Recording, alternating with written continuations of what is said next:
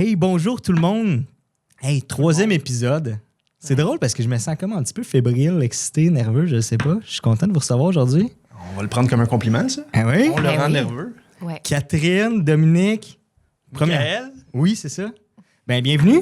Ben merci. Écoute, très heureux de découvrir ton nouveau studio de podcast ici au centre-ville de Saint-Hyacinthe. On va te faire un petit peu de promo là-dedans. C'est honnêtement un des plus beaux studios que j'ai vus. Je pense que les gens- ouais.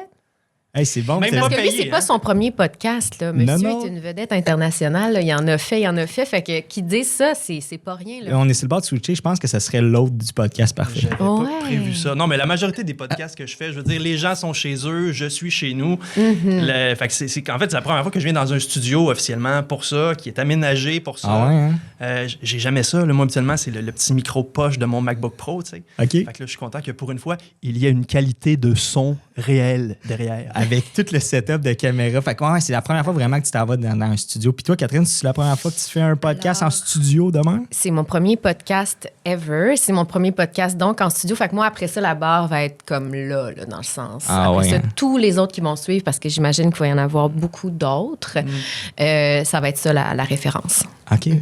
J'imagine qu'il va y en avoir beaucoup d'autres. J'adore ça. Ben, c'est génial. Oui, c'est ça. Ben justement, Catherine, on va commencer avec toi. On va oui, commencer à parler. Donc, actrice, comédienne.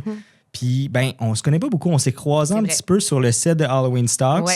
qu'on va parler un petit peu plus tard. Mais je veux qu'on parle de toi, dans ta vie, tes débuts, d'où ce que tu viens un petit peu. Fait que, Tu brises la glace pour vrai. Là. ouais. On t'écoute. Alors, non, c'est drôle que l'enregistrement se fasse à Saint-Hyacinthe. Moi, je reviens dans mon hood, dans le sens où j'ai fait l'école de théâtre ici. Donc, tout a commencé ici en 2008, alors que j'avais 17 ans. Je suis rentrée à l'école ici du cégep de Saint-Hyacinthe. J'ai fait ça donc en 4 ans. Donc, depuis 2012, je roule ma bosse. J'ai depuis fait la transition dans la grande ville, dans Montréal, parce qu'on va se le dire, là, c'est quand même là que ça se passe. Et puis, voilà, ce qui me mène à vous aujourd'hui et à Halloween l'automne dernier. À Saint-Hyacinthe, je savais pas. Ouais. Fait que mais tu viens, en théorie, tu viens-tu d'ici ou c'est juste parce que tu as fait l'école Non, ici? en je fait? viens pas de la région. Je viens de la région de Québec, en fait. Je viens de Lévis. Mais elle est très réputée, l'école de théâtre qu'il y a au cégep de Saint-Hyacinthe. Absolument. On dirait que tout le monde en parle. Tout le monde en parle, c'est vrai. Non, mais oui, c'est une super bonne école, en fait. Moi, je suis très, très heureuse de mon parcours. Puis de l'avoir fait aussi si jeune, en fait, 17 ans. C'est ce qui permet, dans le fond, les deux cégeps, soit Saint-Hyacinthe, soit Sainte-Thérèse, permettent aux élèves un peu plus jeunes qui ont 17 ans, qui sortent du secondaire, d'essayer leurs auditions, en fait, puis de tenter leur chance dans des écoles de théâtre professionnelles. Alors que les autres écoles, comme l'École nationale, les conservatoires, c'est plutôt à 19 ans, où ils doivent avoir fait déjà un DEC. Donc, moi, je savais ce que je voulais faire depuis tellement longtemps. J'aurais eu l'impression de perdre mon temps, d'aller en sciences humaines au cégep. Donc, je suis chanceuse que ça ait fonctionné du premier coup. Donc, que les deux auditions que j'ai faites, il y en a une des deux qui a fonctionné. Donc, moi, j'ai tout aimé de Saint-Hyacinthe. Fait que c'est des beaux souvenirs pour moi de revenir ici. Là. Wow. Puis en tant que tel, tu sais, dans le milieu de l'acting ou des comédies ou peu importe, est-ce que la ville avait une réputation pour son enseignement en tant que tel ou pas forcément? Ben c'est une bonne question. Tu sais, moi, étant de l'intérieur, je ne saurais pas ce qui se dit en coulisses ou dans la grande ville sur Saint-Hyacinthe, mais tu sais, j'ai que des bons échos, évidemment. Là, les gens me le diront pas dans ma face, peut-être. Mais pour y être Mais- allé au cégep de Saint-Hyacinthe de mémoire, parce que ça fait longtemps, là, 17 ans, mais de mémoire, quand on entre là, il y a comme une grande murale avec des photos de gens qui ont réussi.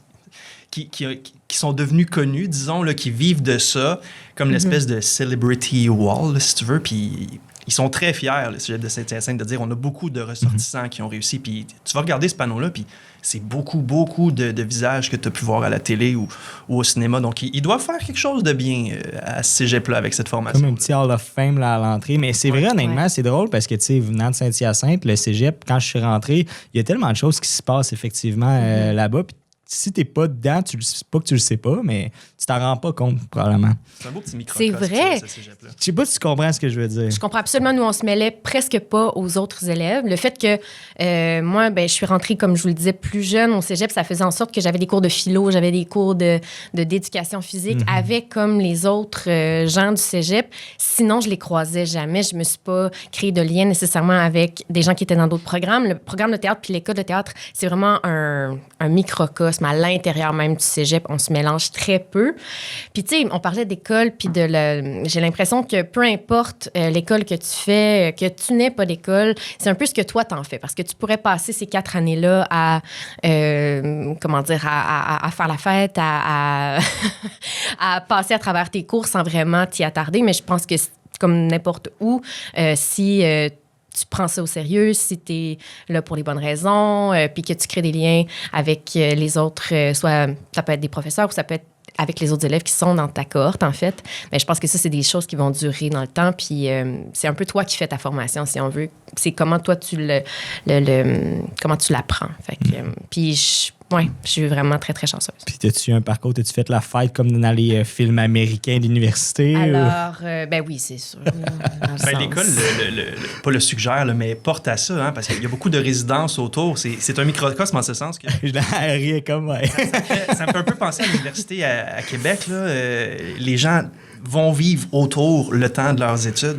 Puis il y a beaucoup de résidences autour du cégep lui-même. Là.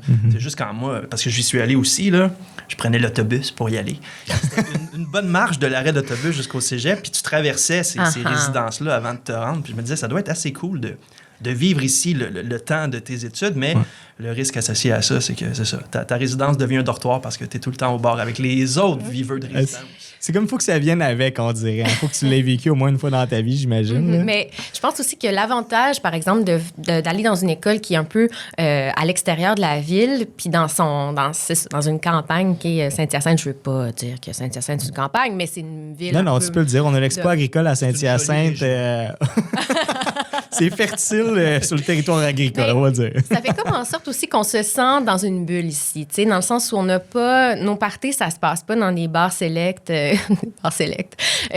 sur le plateau où on peut croiser comme des comédiens qui travaillent déjà ou des metteurs en scène qui travaillent déjà. Tu sais, nous, on était beaucoup entre nous, ce qui créait vraiment cette bulle-là. Puis j'ai l'impression que moi, en tout cas, ça m'a beaucoup aidé. Ça m'a aidé à me laisser aller parce qu'on n'avait pas cette pression-là de devoir être parfait en tout temps. Ceci dit, tu sais, même si on s'est bien amusé puis qu'on a bien fait la fête, mais d'un autre côté, tu sais, il fallait mettre des efforts. Puis, tu sais, on était au cégep de 8 h le matin à 8 h le soir. Là, tu sais, c'était des journées, des semaines très, très, très intenses.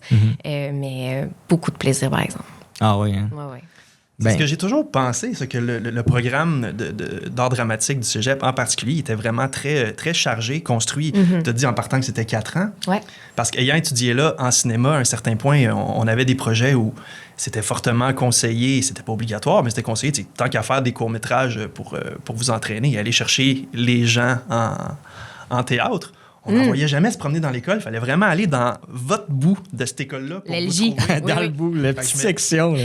Mais c'est vrai qu'il y a une bulle en soi, mais ce programme-là était une bulle dans la bulle. Absolument, c'est vrai. J'ai des amis sur Facebook qui sont dans ce programme-là, puis je suis pas là-dedans, sauf que je le vois. Ils ont leur petite gang, c'est assez unique, ils ont leur projet, puis c'est du monde vraiment créatif pour vrai, honnêtement. Un programme d'études de cette façon-là, les liens que tu crées, puis ce sont des gens, j'ose imaginer, avec qui tu gardes contact plus tard, mais avec qui tu travailles. Puis là, il y a une entraide qui peut naître de ça. Mais juste les liens à la base affectifs que tu crées en travaillant aussi fort, ça devient ta famille parce que ta vraie famille de sang ou tes amis à l'extérieur, tu es tellement à fond dans ce que tu fais que tu les vois moins que les gens avec qui tu partages de 8 à 8 du lundi au vendredi, tu sais. Mais en fait, aussi, les gens qui se retrouvent au programme de Saint-Hyacinthe, souvent, bien souvent, ne viennent pas de la ville de Saint-Hyacinthe. Donc, on vient de partout au Québec. Dans ma classe, il y avait des gens qui venaient d'Abitibi, qui venaient de la région de Québec comme moi, qui venaient de Montréal, qui venaient de Longueuil. Tu sais, on avait des gens de partout un peu de la région de Québec. Et donc, ça fait en sorte qu'on a, là, non seulement on va à l'école ensemble, mais souvent, on se met en colocation avec les gens de notre cohorte. Et donc, oui, on développe des liens, comme tu dis, presque familiaux, presque sanguins avec ces gens-là. Puis encore aujourd'hui, tu sais, presque 12 ans plus tard, ben, on a toujours un groupe chat ensemble. On s'écrit des niaiseries à toutes les semaines. J'ai aussi, à l'intérieur de ma cohorte, on est 11 à avoir terminé en 2012. Il y a 2 couples toujours ensemble qui ont des enfants. Donc, c'est quand même 4 personnes sur 11 c'est quand même assez qui ont incroyable. formé une union. Fait que oui, c'est ça. Non, on a vraiment des beaux liens solides. Puis, qui dit, peut-être que si on avait fait notre école à Montréal, c'est-à-dire on n'aurait pas créé ces liens aussi forts-là, on le saura jamais, mais peut-être que le fait qu'on soit ici à Saint-Hyacinthe, ça a aidé à contribuer à solidifier notre amitié. Ben, c'est le fun de voir que ça dure avec le temps comme ça, puis que si tu n'avais pas fait ces choix-là dans la vie, ben, ça serait pas passé. Mm-hmm. Puis, tu sais, au final, tu es allé dans ce programme-là. Est-ce que tu as été actrice dans l'âme? Comment ça a commencé? Est-ce que tu avais la réputation d'être la comédienne de la famille? Ou... Dire non, ce serait mentir. Comme plusieurs comédiens, j'imagine, avec mes cousins, on faisait des pièces de théâtre pour nos parents. Très gentils et très patients parce que c'était certainement très pas bon. Il était là à vous encourager et tout. Il nous encourageait beaucoup. Puis moi, j'ai entraîné aussi ma sœur, mes autres cousins à participer à ça, alors que, tu sais, je pense qu'il n'y avait pas autant de plaisir que moi. Ceci dit, je pense pas que j'étais une enfant particulièrement extravertie. Au contraire, même ma mère m'a inscrite dans mes premiers cours de théâtre à 5 ans parce que j'étais gênée, peut-être même gênée maladive. Mais bon, ça m'a aidé à me pousser dans le cul, comme on dit. Puis j'ai toujours continué. J'ai eu la piqûre cet été-là, puis j'ai continué à garder le théâtre dans ma vie. J'ai eu cette chance incroyable de faire un programme art, langue et sport qu'on appelle PALS, qui est un peu un sport-études, si on veut, mais mon sport à moi, c'était le théâtre. Donc, pendant 3 ans, tous les après-midi, j'avais mon école le matin, puis tous les après-midi, je l'ai passé dans une salle de théâtre à faire ce que j'aimais le plus. Donc, ça m'a permis aussi d'avoir l'expérience, la confiance pour faire mes auditions aussi jeunes aussi. Donc, il en existe des programmes comme ça un peu partout au Québec. Je sais que Trois-Rivières aussi a un super bon programme. Ouais, voilà. Est-ce que le programme offre un petit volet jeu à la caméra ou c'est vraiment axé théâtre? Presque pas. En dernière année, on voit un peu le jeu à la caméra. Ça, c'est un autre débat, mon Dieu. Parce qu'effectivement, dans la réalité d'aujourd'hui, est-ce qu'on gagne notre vie avec le théâtre? La réponse est non. Rares sont ceux qui peuvent gagner leur vie que par le théâtre. Il y en a. La plupart, on va faire de multiples choses. On va faire de la télé, on va faire du cinéma, on va faire de la voix, on va faire plein de choses finalement autour. C'est tout notre métier, mais est-ce que vraiment on va faire du théâtre 365 jours par année? Non. Pourtant, la formation est encore très, très axée sur le théâtre. Mais en même temps, jouer, que tu joues pour le théâtre, que tu joues pour la télé ou le cinéma, on développe une conscience corporelle, on développe une voix, c'est des choses qui, de toute façon, vont servir, peu importe dans quel médium on va le faire, par lequel on va passer, mais ouais, il y a peu de jeux à la caméra. Puis, non, vas-y. As-tu une préférence de type de jeu?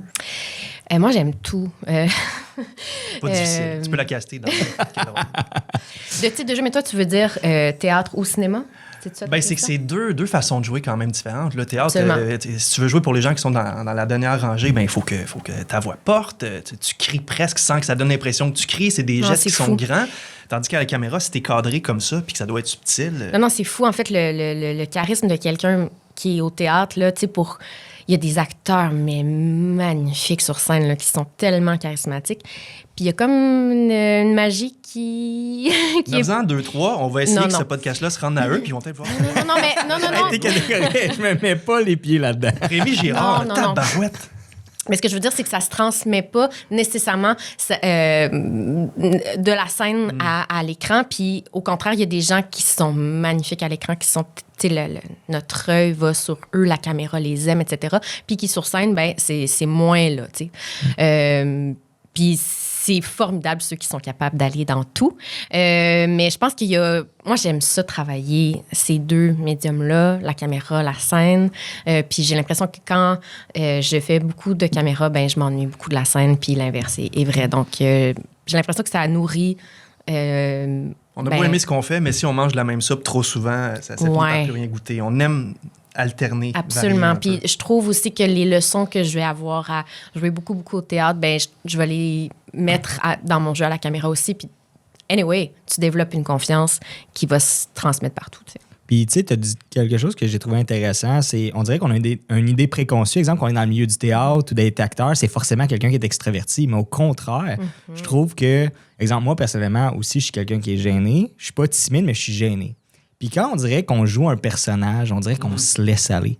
Fait qu'est-ce que je me trompe en disant qu'au contraire, c'est une belle manière de briser puis de développer sa confiance? Te parler de ça, c'est pas juste le fait de dire « Ah, est-ce que je vais travailler là-dedans? » Mais je me forge en tant que personne. Absolument. Mais oui, moi, c'est sûr que ça a grandement aidé à développer l'ensemble de ma personnalité, là, où dans ma vie, en général, je suis plus confiante, puis j'ose aller aborder les gens. Parce que quand j'étais plus jeune, mon Dieu, j'étais terrorisée à l'idée d'aller parler à un inconnu.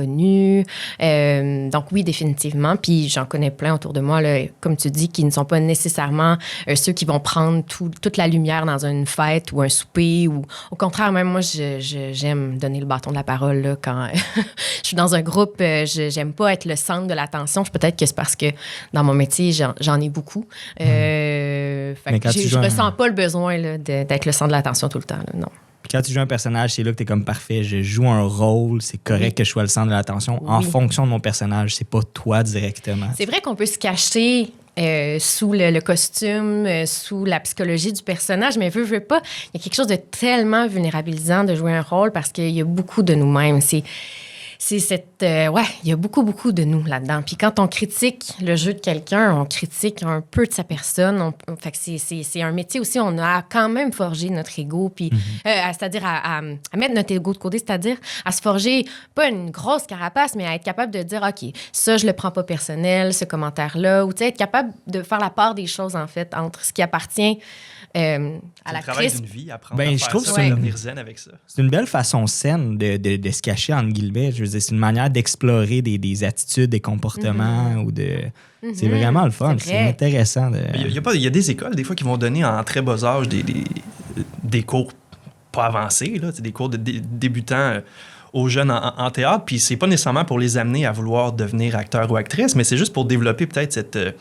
aptitude à aller vers les autres puis à sortir un peu de sa coquille. Je fais un peu le parallèle avec tout ce qui est travail social. Là. C'est le genre de formation que tout le monde gagnerait à suivre, même s'ils ne veulent pas aller faire ça, parce qu'on ouvre nos œillères, on devient un petit peu plus empathique. Fait que peut-être que au primaire ou très jeune, là, même en maternelle, c'est quelque chose qu'on pourrait graduellement amener, surtout qu'habituellement, les enfants sont très joueurs. Là. Moi, quand j'étais petit, je me rappelle, là, j'adorais faire comme si j'étais quelqu'un d'autre. Là. Quand on joue, c'est ce qu'on fait. Absolument. 100% d'accord. T'sais, moi, j'ai fait un cours en vente. Puis honnêtement, je me rappelle, en tant que tel, ils me l'ont dit au début de formation. Est-ce que vous allez sortir d'ici en étant un meilleur vendeur? Pas forcément. Ça se peut que tu l'aies juste pas. Mais quand même, tu m'as convaincu à venir faire le podcast. Ça a pas été long. Ben, toi aussi, t'es un bon vendeur. On va en parler dans pas long. On s'en vient sur ton cas, mon dame. Mais non, effectivement, ça, je suis 100% d'accord. Juste exemple, moi, je me rappelle dans mes techniques de vente qui étaient vente conseil à l'EPSH, qui était réputée en plus pour être une école de vente parce que j'étais pas tant bon à l'école, tu sais. Puis ça m'a aidé à juste développer la relation humaine, comment écouter les besoins de quelqu'un, la loi du FTG, qui veut dire femme ta gueule, dans le sens... Ouais, dans mes cours, il me disait appliquer la loi du FTG. Là, on était tous, c'est quoi? Il disait femme ta gueule. Écoute, puis après ça, comme rénumère ce que la personne te dit. La personne se sent tellement écoutée, mais tout ce que tu as fait, c'est tu répètes ce qu'ils viennent de te demander. Mais ça montre que tu as l'oreille attentive, puis tu n'es pas là juste pour essayer de show off quelque chose. C'est une façon de lui montrer que comme tu as bien compris le message, ben il est en de bonnes mains. Parce que c'est tellement facile d'interpréter un mot différemment. Le même mot peut ne pas vouloir avoir la même signification pour l'un et l'autre. Fait que de remettre ça dans tes propres mots, puis en lui renvoyant ça, que lui, c'est exactement ça, là, il va être en confiance. C'est de la manipulation, ton affaire. C'est de la communication efficace. Quand tu y penses, tout peut être de la manipulation. Quand c'est bien utilisé. Je t'inquiète. Mais de là, en même temps, je veux dire, tant qu'à ouvrir les valves, c'est ça pareil. Là. J'en ai-tu manipulé du monde à venir travailler avec moi sur mon plateau?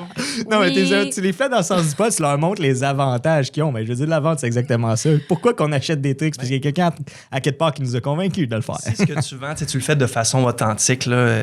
Moi, j'ai dû convaincre beaucoup de gens de venir travailler beaucoup d'heures en retour d'une rémunération, hein, d'une bonne tape dans le dos.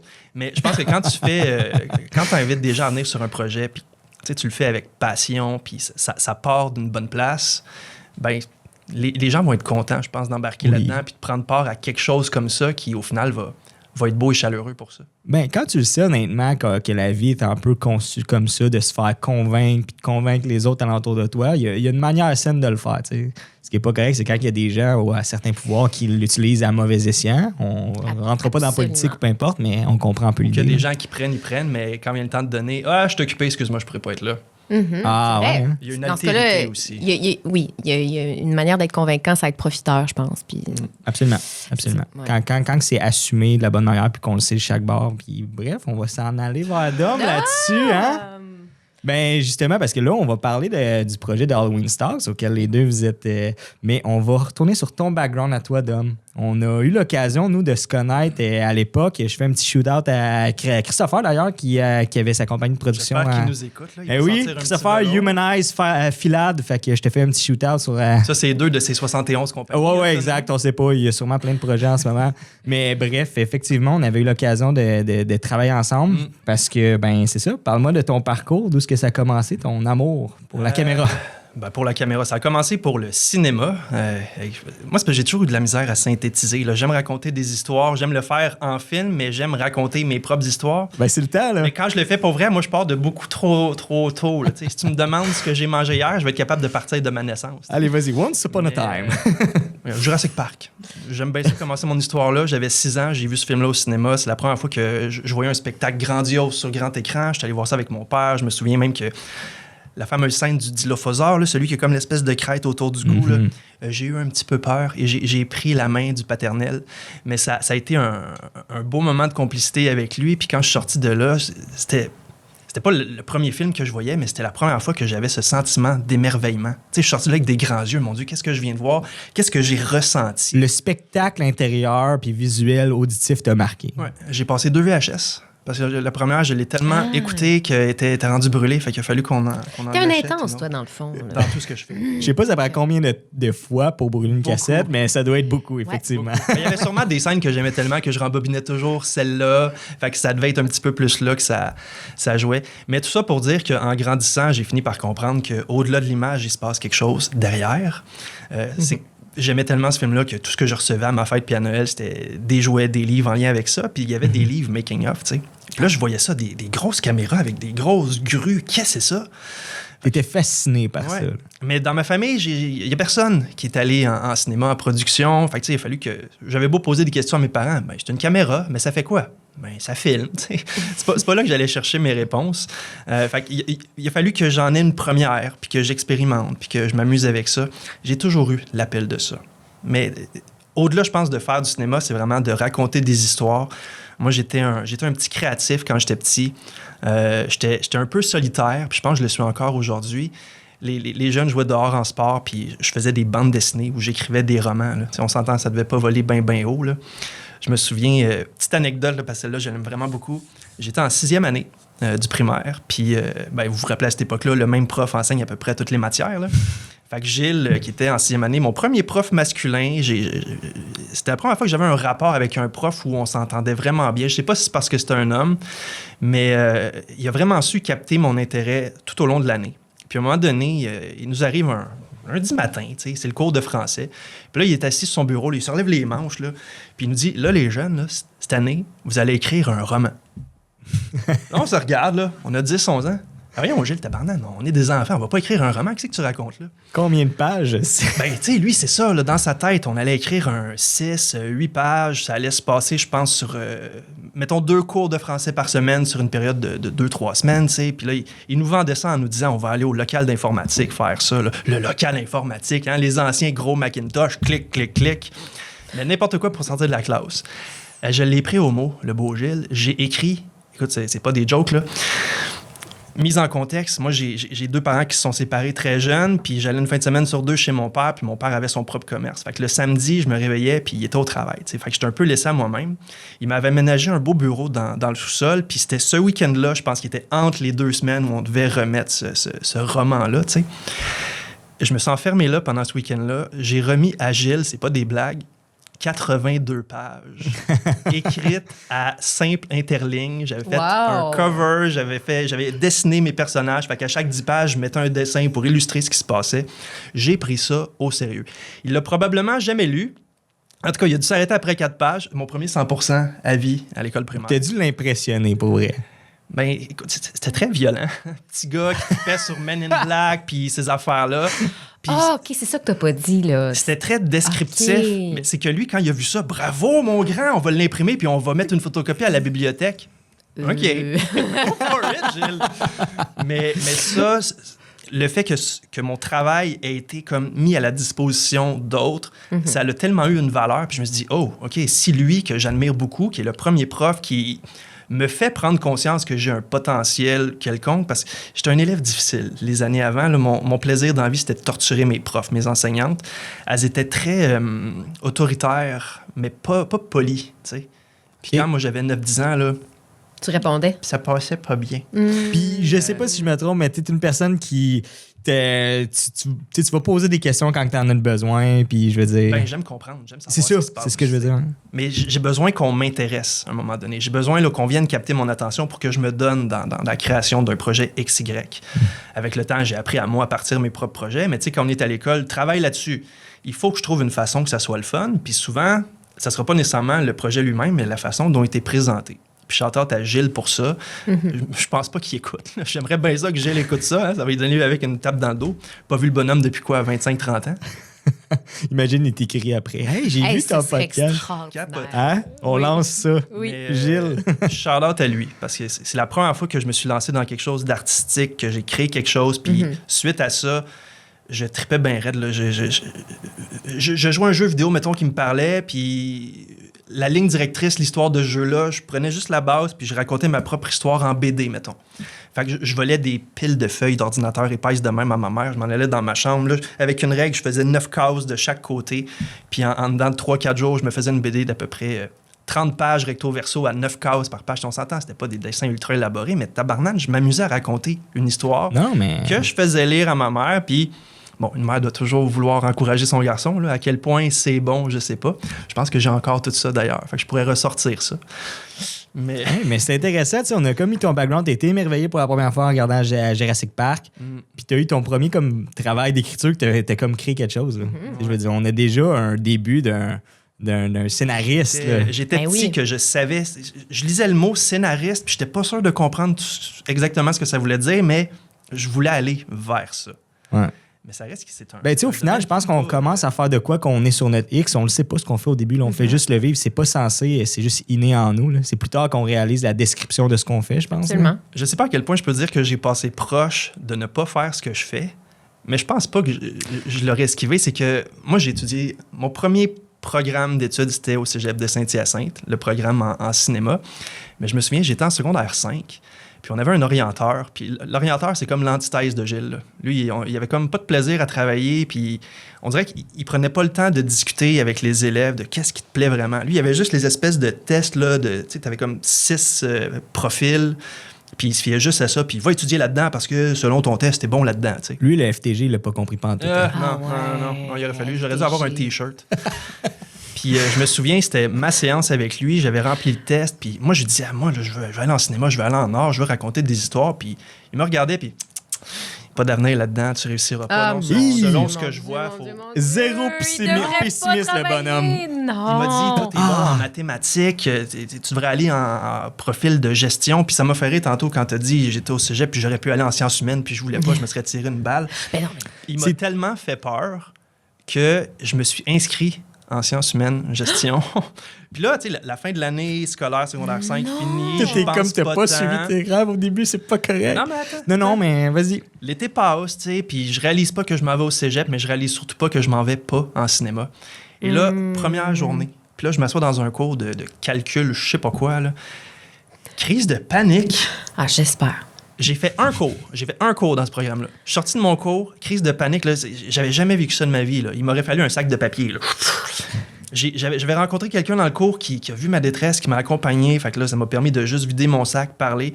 Puis en m'entendant parler, en disant « je regrette de ne pas être en train de faire ce que je veux faire », je me suis comme moi-même botté les fesses. J'ai dit « attends ici ». Je me suis levé. Je suis allé au registraire. J'ai tassé tout le monde. « Excusez, c'est moi ». Fait que je suis allé dans le box vitré. « Non, moi. » Puis là, j'ai regardé la personne. Moi, je m'en vais en cinéma, là. Puis la personne, là, bon, ça s'est peut-être pas passé exactement de même, mais je me souviens que je suis arrivé avec quand même une urgence dans la voix. Puis la personne, j'ai été tellement chanceux. Elle a regardé et il restait une place dans chaque cours de première session. OK, il en manquait pas un, là, chaque. Oui, parce qu'il faut que tu suives quand même un cursus qui est assez strict, là. Les cours, tu les suis dans un certain ordre. Puis il restait une place, fait qu'elle m'a switché. J'ai manqué la première journée, en fait, de ce programme-là. Fait que le mardi, quand là, j'étais dans le bon cours, le bon programme, je me suis senti tellement léger. Là. Puis là, OK. Se sentir de même, ça parle beaucoup. Là, je sentais que j'étais à ma place. Fait que j'ai fait deux magnifiques années en cinéma à Saint-Hyacinthe. T'étais là de quand à quand, toi? 2008 à 2012. 2003 à 2005. Bon, un petit peu. On ne s'est pas croisés. Je me sens vieux tout d'un coup. Mais, j'ai fini ce programme-là. Là, j'étais plein de bonnes intentions. Moi, je m'en vais faire ma vie en cinéma. Me voici. Et là, quand vient le temps de passer après le cégep à qu'est-ce que tu vas faire d'autre, c'est pas facile rentrer à l'université en cinéma. C'est soit un portfolio vraiment étayé. Fait qu'il aurait fallu que j'aie travaillé 4-5 ans dans le domaine pour présenter des projets pour être accepté en études supérieures, ou les notes, la cote, je sais plus si la cote R ou la cote Z. Mais l'affaire, c'est que dès que tu es dans un programme artistique, dès que tu fais ton travail, tu vas pas couler. C'est pas comme des mathématiques, bonne ou mauvaise réponse. Dès que tu fais le travail, tu as relativement une bonne note. Fait que quand tout le monde a des bonnes notes, comment tu fais pour te démarquer puis avoir une cote R ou Z qui se démarque? Puis j'ai comme 2 points en dessous de la cote minimale pour entrer dans n'importe quel de ces programmes-là. En fait, il y a des gens qui avaient étudié en sciences pures au cégep qui réalisaient qu'il y avait l'appel de l'art. Puis vu qu'eux autres avaient une cote R de fou, eux autres, ils étaient pris avant moi pour aller dans un programme pour lequel j'étudiais depuis 2 ans. T'sais. Fait que là, sur le coup, je me suis demandé qu'est-ce que je fais avec ça. Puis un ami à moi avec qui j'avais étudié en cinéma, puis lui, son rêve, c'était RDS. Lui, il était en cinéma, mais il voulait aller travailler à RDS. Fait que production télé, qui était vraiment autre chose. Il me dit, hey Dom, puis on était devenus vraiment amis. Pendant mon deck en cinéma, on faisait tous nos projets ensemble. Anthony. Salut, Anthony. Puis vu que lui, son rêve, c'était ça, ben il savait, lui, qu'en finissant le cours de cinéma, il faudrait qu'il aille plus en télé. Fait qu'il a trouvé une école de télé qui s'appelle la Cité collégiale. Je garoche un peu ça parce que je vous l'avais dit, mes histoires sont toujours très, très longues. Puis, lui, il adore le focus, il adore l'attention. Ben, t'es à la bonne place pour ça. Je me cache toujours derrière la caméra. Non, mais raconte-toi, c'est ça qu'on veut aujourd'hui. Livre-toi. C'est parce que ça me sauve comme des centaines de dollars de thérapie. Là. Merci tellement de m'écouter. Au dernier podcast avec Simon, puis on a parlé, c'est comme une thérapie pour vrai, des fois, un podcast. Ça fait du bien. On dirait qu'on sort des choses qu'on n'a jamais l'occasion de jaser. Puis préparez-vous dans 5 minutes, c'est micro. On a comme créé un scénario pour le faire. Tiens, toi, excuse, j'ai un appel. Elle va changer tranquillement, mais que le changement de plan de cam va se faire, tu sais. Un long fondu enchaîné, puis qu'on vient à l'autre plan, la chaise est vide. Fade to black, tranquillement. On peut faire un saut dans le temps de 10 ans. Mais bref, j'ai sauté de ça. J'ai été étudiant en télé où on me disait, ce programme-là va te donner des armes pour approcher les boîtes de production. Je n'étais pas sûr de ce que ça voulait dire, mais moi, ce qu'on me disait, c'est plus concrètement, ton papier, ton CV, ton diplôme va te permettre de travailler dans un domaine qui est quand même très connexe.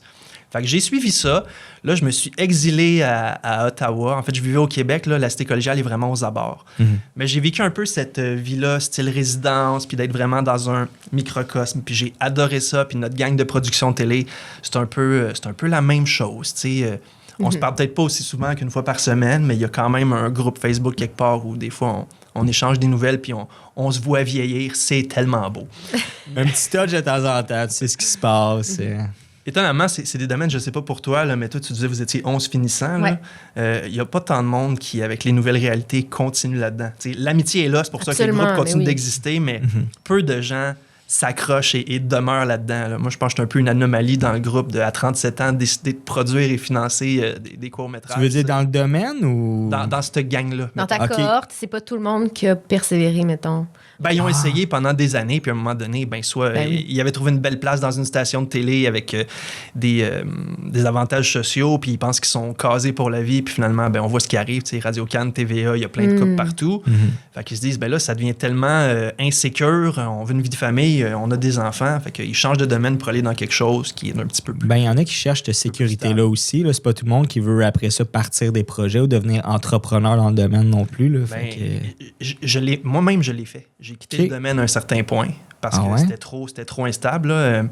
J'ai un bac en travail social à mon accès. C'est pour ça que tu en parlais tout à l'heure. Puis que tout le monde devrait avoir des notions de travail social. Oui, ça me rend un petit peu plus... Mais honnêtement, j'avoue que dans la vie, pour commencer, tout le monde devrait avoir des habiletés sociales. Ça aiderait tellement les communications en général. Il pourrait y avoir au primaire. Là, absolument. Parce qu'il y a des cours, mettons, je sais pas, même au secondaire, là, nos cours d'économie, ça devrait tout être à revoir. Là. J'ai jamais appris à faire un budget. Nous, il fallait qu'on ouvre un restaurant fictif. T'sais. Mais il y a des cours qu'on pourrait juste éclipser puis amener ces notions de base-là de comment agir en société, comment être empathique, comment prendre connaissance de ses propres privilèges. Juste de, tu sais, moi, je suis un homme blanc, ben, je pars avec beaucoup plus de privilèges que quelqu'un d'autre, tu sais. Mais on pense pas à ces affaires-là parce que ça nous a jamais été nommé. Je pense juste que ça amènerait une équité peut-être un petit peu plus présente socialement. J'avoue que les gens partent dans la vie, puis tu sais, je veux dire, il y en a qui savent même pas comment faire un budget en partant. Je suis le premier. J'ai arrivé dans la vie, puis t'es comme, calvaire, j'ai pas les outils de base, on dirait, pour juste m'aider. Mais tu connais Pythagore, par exemple. Ça, tu connais ça, oui. Le théorème de Pythagore, parce qu'en maths, ils nous l'apprennent. Effectivement, mais le système d'éducation est beaucoup axé sur le savoir-faire, puis peu sur le savoir-être, malheureusement, alors que dans la vie de tous les jours... J'aurais pas pu mieux le résumer, mon Dieu. Non, c'était 45 parfait. minutes de blabla, puis elle en une phrase. Elle va faire les préfaces de mes livres, c'est sûr. Non, mais tu l'as très bien vulgarisé, c'est vrai. Non, mais c'est vrai. Puis alors que dans la vie de tous les jours, puis même, c'est un sujet qui m'intéresse beaucoup. Tu parlais de travailler ailleurs. Moi, je suis comédienne dans la vie, mais je fais aussi de la médiation culturelle. Je vais dans les écoles secondaires, je vais dans les écoles primaires. Donc, je donne des cours des cours d'interprétation et de théâtre aux jeunes. Puis là, tu parlais des jeunes au secondaire qui devraient avoir des notions... soit de travail social. Moi, dans mon cas, c'est de l'interprétation. Mais l'interprétation, c'est quoi? C'est juste apprendre à être un meilleur communicateur. C'est juste apprendre à mieux lire les émotions des autres, à mieux les transmettre les siennes. Puis ça, dans la vie de tous les jours, ça nous sert, qu'on se devienne comédien ou pas. Puis juste d'avoir cette confiance-là, de développer cette confiance-là, de savoir affirmer son point, de voir aller devant les autres, de parler, de parler fort. Tu sais, juste ça, là, c'est super intimidant pour plusieurs personnes, mais de faire l'effort de le faire, puis parfois, un peu comme je vais revenir à notre discussion du début, on a besoin de se cacher derrière un personnage pour le faire au début, en tout cas. Ça nous aide. Puis dans leur cas, s'ils le font dans une scène où ils sont avec leurs amis et ils s'amusent, pour vrai, c'est quelque chose qu'ils ont créé. Mais là, tout d'un coup, là, la personne très, très gênée au début, là, tout d'un coup, elle a vraiment du fun avec ses amis en avant. Coquille, oui, puis là, elle aime que les autres puissent rire avec elle de la scène qu'elle vient de créer. Puis c'est le fun, ça, c'est créer ces petites pépites-là. Puis contrairement à ton orienteur, je pense que... On le salue. On le salue vraiment, qui aimait beaucoup sa job, peut-être. Mais tu sais, le but, c'est pas de créer nécessairement des futurs acteurs, là, mais juste comme de développer peut-être une curiosité pour les arts aussi. Puis si tu apprécies un peu mieux ce que c'est bien interprété ou... mais là, peut-être que tu vas comprendre, ah non, mais c'était le fun, tel acteur dans telle émission de télévision, tel spectacle. Tabarouette, là, j'apprends un peu mieux à comprendre c'est quoi le travail derrière, puis d'intégrer ces notions-là peut-être dans la vie de tous les jours. Mais oui, puis aussi, je fais aussi des conférences à l'université sur ça, justement, pour des futurs enseignants, pour qu'ils puissent avoir des notions ou plutôt de développer l'importance d'inclure de l'art dans leurs cours avec les enfants, en fait, avec leurs élèves. Puis pourquoi c'est important de le faire? Mais c'est justement pour ça. C'est parce que trop souvent, avec les programmes qui sont excessivement chargés, avec eux, ils ont des comptes à rendre auprès de leurs écoles, des parents, etc. Ils ont des cases à cocher, mais on oublie trop souvent ce qu'on fait, en fait. À quoi ça sert l'école? C'est quoi le but ultime? Mais c'est de former les élèves puis les enfants à la vie après, tu sais. Fait que oui, c'est bien de les évaluer sur des choses aussi techniques, justement Pythagore. Le théorème de Pythagore, mais après ça, tu sais, je m'excuse, mais dans la vie de tous les jours, les patrons, là, c'est pas nécessairement ça qu'ils vont regarder. Là. C'est pas ça qui va faire la différence entre je vais engager telle personne ou telle personne. À CV égal, c'est la personne qui est le plus agréable, c'est la personne qui est capable de faire preuve d'empathie, justement. Fait que c'est celle qui a développé plus sa personnalité puis qui a développé plus son savoir-être. Puis ça, de plus en plus, on en parle. En tout cas, moi, peut-être que c'est parce que j'en parle aussi puis que j'en fais des discussions dans les universités, mais mes antennes sont vraiment, développées. Fait que moi, j'en entends beaucoup plus parler de ça. Puis du fait que les patrons, de plus en plus, comme les entreprises changent, évoluent avec le temps, on va davantage prioriser le savoir-être que le savoir-faire. Bien, 100% d'accord pour vrai. Ça devrait être beaucoup plus inculqué, beaucoup plus enseigné. malheureusement, des fois, je veux dire, avoir des gens qui réfléchissent ou quoi même, des fois, ça peut faire peur à certaines personnes. Est-ce que c'est pour ça que des fois, à l'école, on n'apprend pas ça? Ouais. Si on va dans cette direction-là, je veux dire, quelqu'un qui réfléchit, quelqu'un qui a une opinion, quelqu'un qui... Mais le changement fait peur. Réfléchir, normalement, mène à des changements. On réfléchit à ce qui pourrait être amélioré. Mais il y a des gens qui sont confortables dans la structure qui est là, parce que le changement à l'inconnu fait peur. Puis ils vont défendre ce confort-là, même si c'est au détriment de trucs qui pourraient avantager d'autres ou ceux qui vont venir après. T'sais. C'est probablement pour ça qu'il y en a qui créent certains cadres parce que ils veulent pas trop se sentir déstabilisés. Puis il faut qu'il y en ait qui déstabilisent. Ça crée du changement. C'est important. Fait que c'est bon qu'on en parle. Puis c'est le fun parce que on est dans un milieu de cinéma, de théâtre, quoi de même, mais on se ramène pareil à l'être humain. De la base. Fait que je pense que ça peut s'appliquer à n'importe qui. Là. Je suis content justement d'aller dans des domaines d'études, que ce soit en art ou en travail social, parce que comme l'humain est au centre, on dirait que les conceptions de comment on est formé à être en société sont autres. Bon, en travail social, on s'entend, j'aurais été intervenant, fait c'était inévitable que je développe ce côté-là. Mais même dans mes formations artistiques, ça résonne ce que vous avez dit, que à CV égal, on va prendre la personne la plus agréable. Là. Moi, une des premières choses qui avait été dites dans mes cours en production télé, c'est on vous apprend cette caméra-là puis cette console-là qui, dans 5 ans, sera plus d'actualité. Oh, oui. Ce que vous allez retirer le plus de vos 2 ans avec nous, c'est comment être sur un plateau. C'est la proactivité, c'est l'engagement, c'est de savoir prendre votre place. Donc, comment agir dans cette micro-société-là dans laquelle on va aller travailler. J'avais trouvé ça sharp, ça. Fait que c'est apprendre à être. Puis, moi, c'est quelque chose à quoi j'ai été sensibilisé depuis mon plus jeune âge, parce que je le mentionnais tantôt, mes parents étaient séparés, mon père avait son commerce, il travaillait dans le service à la clientèle, puis des fois, le samedi, oui, je me réveillais, il était parti travailler, mais d'autres fois, il m'amenait avec lui. Puis lui, son travail, c'était d'accueillir les clients au comptoir. Puis moi, j'étais assis sur un petit tabouret, là, j'étais haut comme ça, assis sur le petit tabouret, puis je regardais mon père accueillir des gens, les mettre à l'aise, leur expliquer des trucs, les écouter, tu sais, racontez-moi ce qui marche pas avec votre truc. Puis... très jeune, j'ai été comme mis en contact avec ça, la politesse, la déférence, l'accueil de l'autre. Le FTG, dans le fond. Parce que c'est ce que ton père a fait. Il a écouté ses clients. Je pense que c'est un mix des deux. Là, le client, quand il arrive, il va te raconter son affaire, mais après ça, il va vouloir que tu y amènes une solution. Tu sais. Mais pour amener la bonne solution, il faut que tu l'aies écouté d'emblée. Puis ça aussi, comme tu disais, de nos jours, la communication, c'est quelque chose qui doit être un petit peu mieux peut-être enseigné parce qu'on dirait qu'on est toujours en compétition quand on communique. T'sais, ton argument, je vais vouloir le supplanter. C'est vrai. Pendant que tu parles, je t'écoute même pas, je prépare on est sur déjà la défensive. Il y en a qui sont comme ça.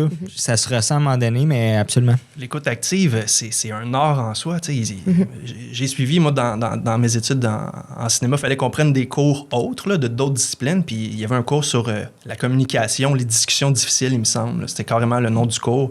On avait un livre épais comme ça, qu'on peut résumer à cette espèce de schéma, tu sais, ce que je dis, comment je le dis, comment c'est perçu, les bruits ambiants, puis à quel point il faut prendre conscience des mécanismes de l'autre, de mes mécanismes à moi. Puis un des exercices intéressants qu'on avait à faire, c'était en avant de la classe, recréer une discussion difficile où on met en avant tous les mauvais plis, tous les mauvais mécanismes, puis là, on l'étudie, on la décortique, puis on la refait en mettant de l'avant les bons mécanismes. On apprend énormément de ça. T'sais, la technique, c'est une chose, l'humain, ça en est derrière, parce que pour faire, exemple, un parallèle, parce que tu as ouvert ta propre boîte de production, quand tu es sorti de l'école puis tu as voulu partir de tes projets, qu'est-ce qui a fait en sorte que tu t'es dit, je veux partir de ma boîte? Ben écoute, je sais pas si... Moi, c'est une situation à part, mais moi, c'est un accident. J'ai pas fait exprès de faire ça. En fait, puis là, ça me permet de finir une de mes 71 histoires que j'ai commencées depuis le début que tu me questionnes. J'avais quitté le domaine des arts du cinéma, fait que j'ai été faire un bac en travail social de 2012 à 2016, qui m'a énormément appris, mais ça m'a surtout appris que c'était pas mon premier amour. Puis il fallait que je revienne à mon premier amour. Fait que j'ai quitté le cinéma peut-être en 2011-2012 parce que les réalités étant ce qu'elles sont, là, c'est des journées de 19-20 heures, tu cours toujours après ton prochain projet. Là, moi, en plus, à ce moment-là, je débutais, ça faisait 2-3 ans. Fait que, tu sais, c'était surtout des gigs d'assistant de production. Fait que c'était un peu le bas de la chaîne alimentaire. Tu es sur un plateau, mais tu fais pas les trucs le fun. Là. Si tu t'attends à avoir un horaire stable dans ce domaine-là. Non, c'est ça. Puis écoute, mes amis oubliaient que j'existais. Je pense que j'ai une relation amoureuse qui a écopé parce que j'étais jamais là pour prendre soin de la dite relation. Fait qu'à un moment donné, après 2-3 ans, j'ai frappé un mur. C'est pas la vision romantique ou romancée que j'avais quand j'étais petit. Tout le monde main dans la main, on travaille dans une vision artistique commune. Puis on crée un chef-d'œuvre. C'est vrai. c'est départementé, c'est syndiqué. Touche pas à mon département, mais je veux t'aider. Non, le boss va te chicaner. Souvent, le résultat final est super beau, mais je pense que c'est pas tout le monde qui catch. Quand tu vois l'arrière-scène de tout ça, c'est le chaos un peu. Il y a des gens qui sont mieux placés que d'autres sur un plateau qui vont vraiment être au premier contact de cette création-là, mais arriver là, ça prend du temps. À moins que tu partes tes propres projets. Tu peux aimer le cinéma, excusez-moi, je voulais pas. Non, vas-y. Tu peux aimer le cinéma, tu peux ne pas aimer travailler en cinéma. Ça, c'est vraiment deux choses. Puis quand tu es jeune, puis que tu as d'abord la piqûre, tu peux aimer un domaine, mais là, après ça, quand tu tombes dans la réalité de la vie. Un peu ce qui m'est arrivé. Ouais. Quand j'étais enfant, puis ado, je veux travailler en cinéma, mais je prenais pas le temps de décortiquer c'était quoi. J'avais juste ces images-là de grandes équipes avec des grosses caméras, puis ça a l'air cool. Je comprenais pas les réalités derrière, puis je les ai rencontrées dès que je suis tombé sur des plateaux. Fait que, bref, après quelques années, j'ai frappé un mur. J'ai frappé mon premier mur. Puis je me suis dit non, c'est peut-être pas fait pour moi. Ça a été un immense deuil. Mais j'avais toujours été attiré par la relation d'aide. C'est les deux domaines qui, moi, me travaillaient depuis que j'étais petit.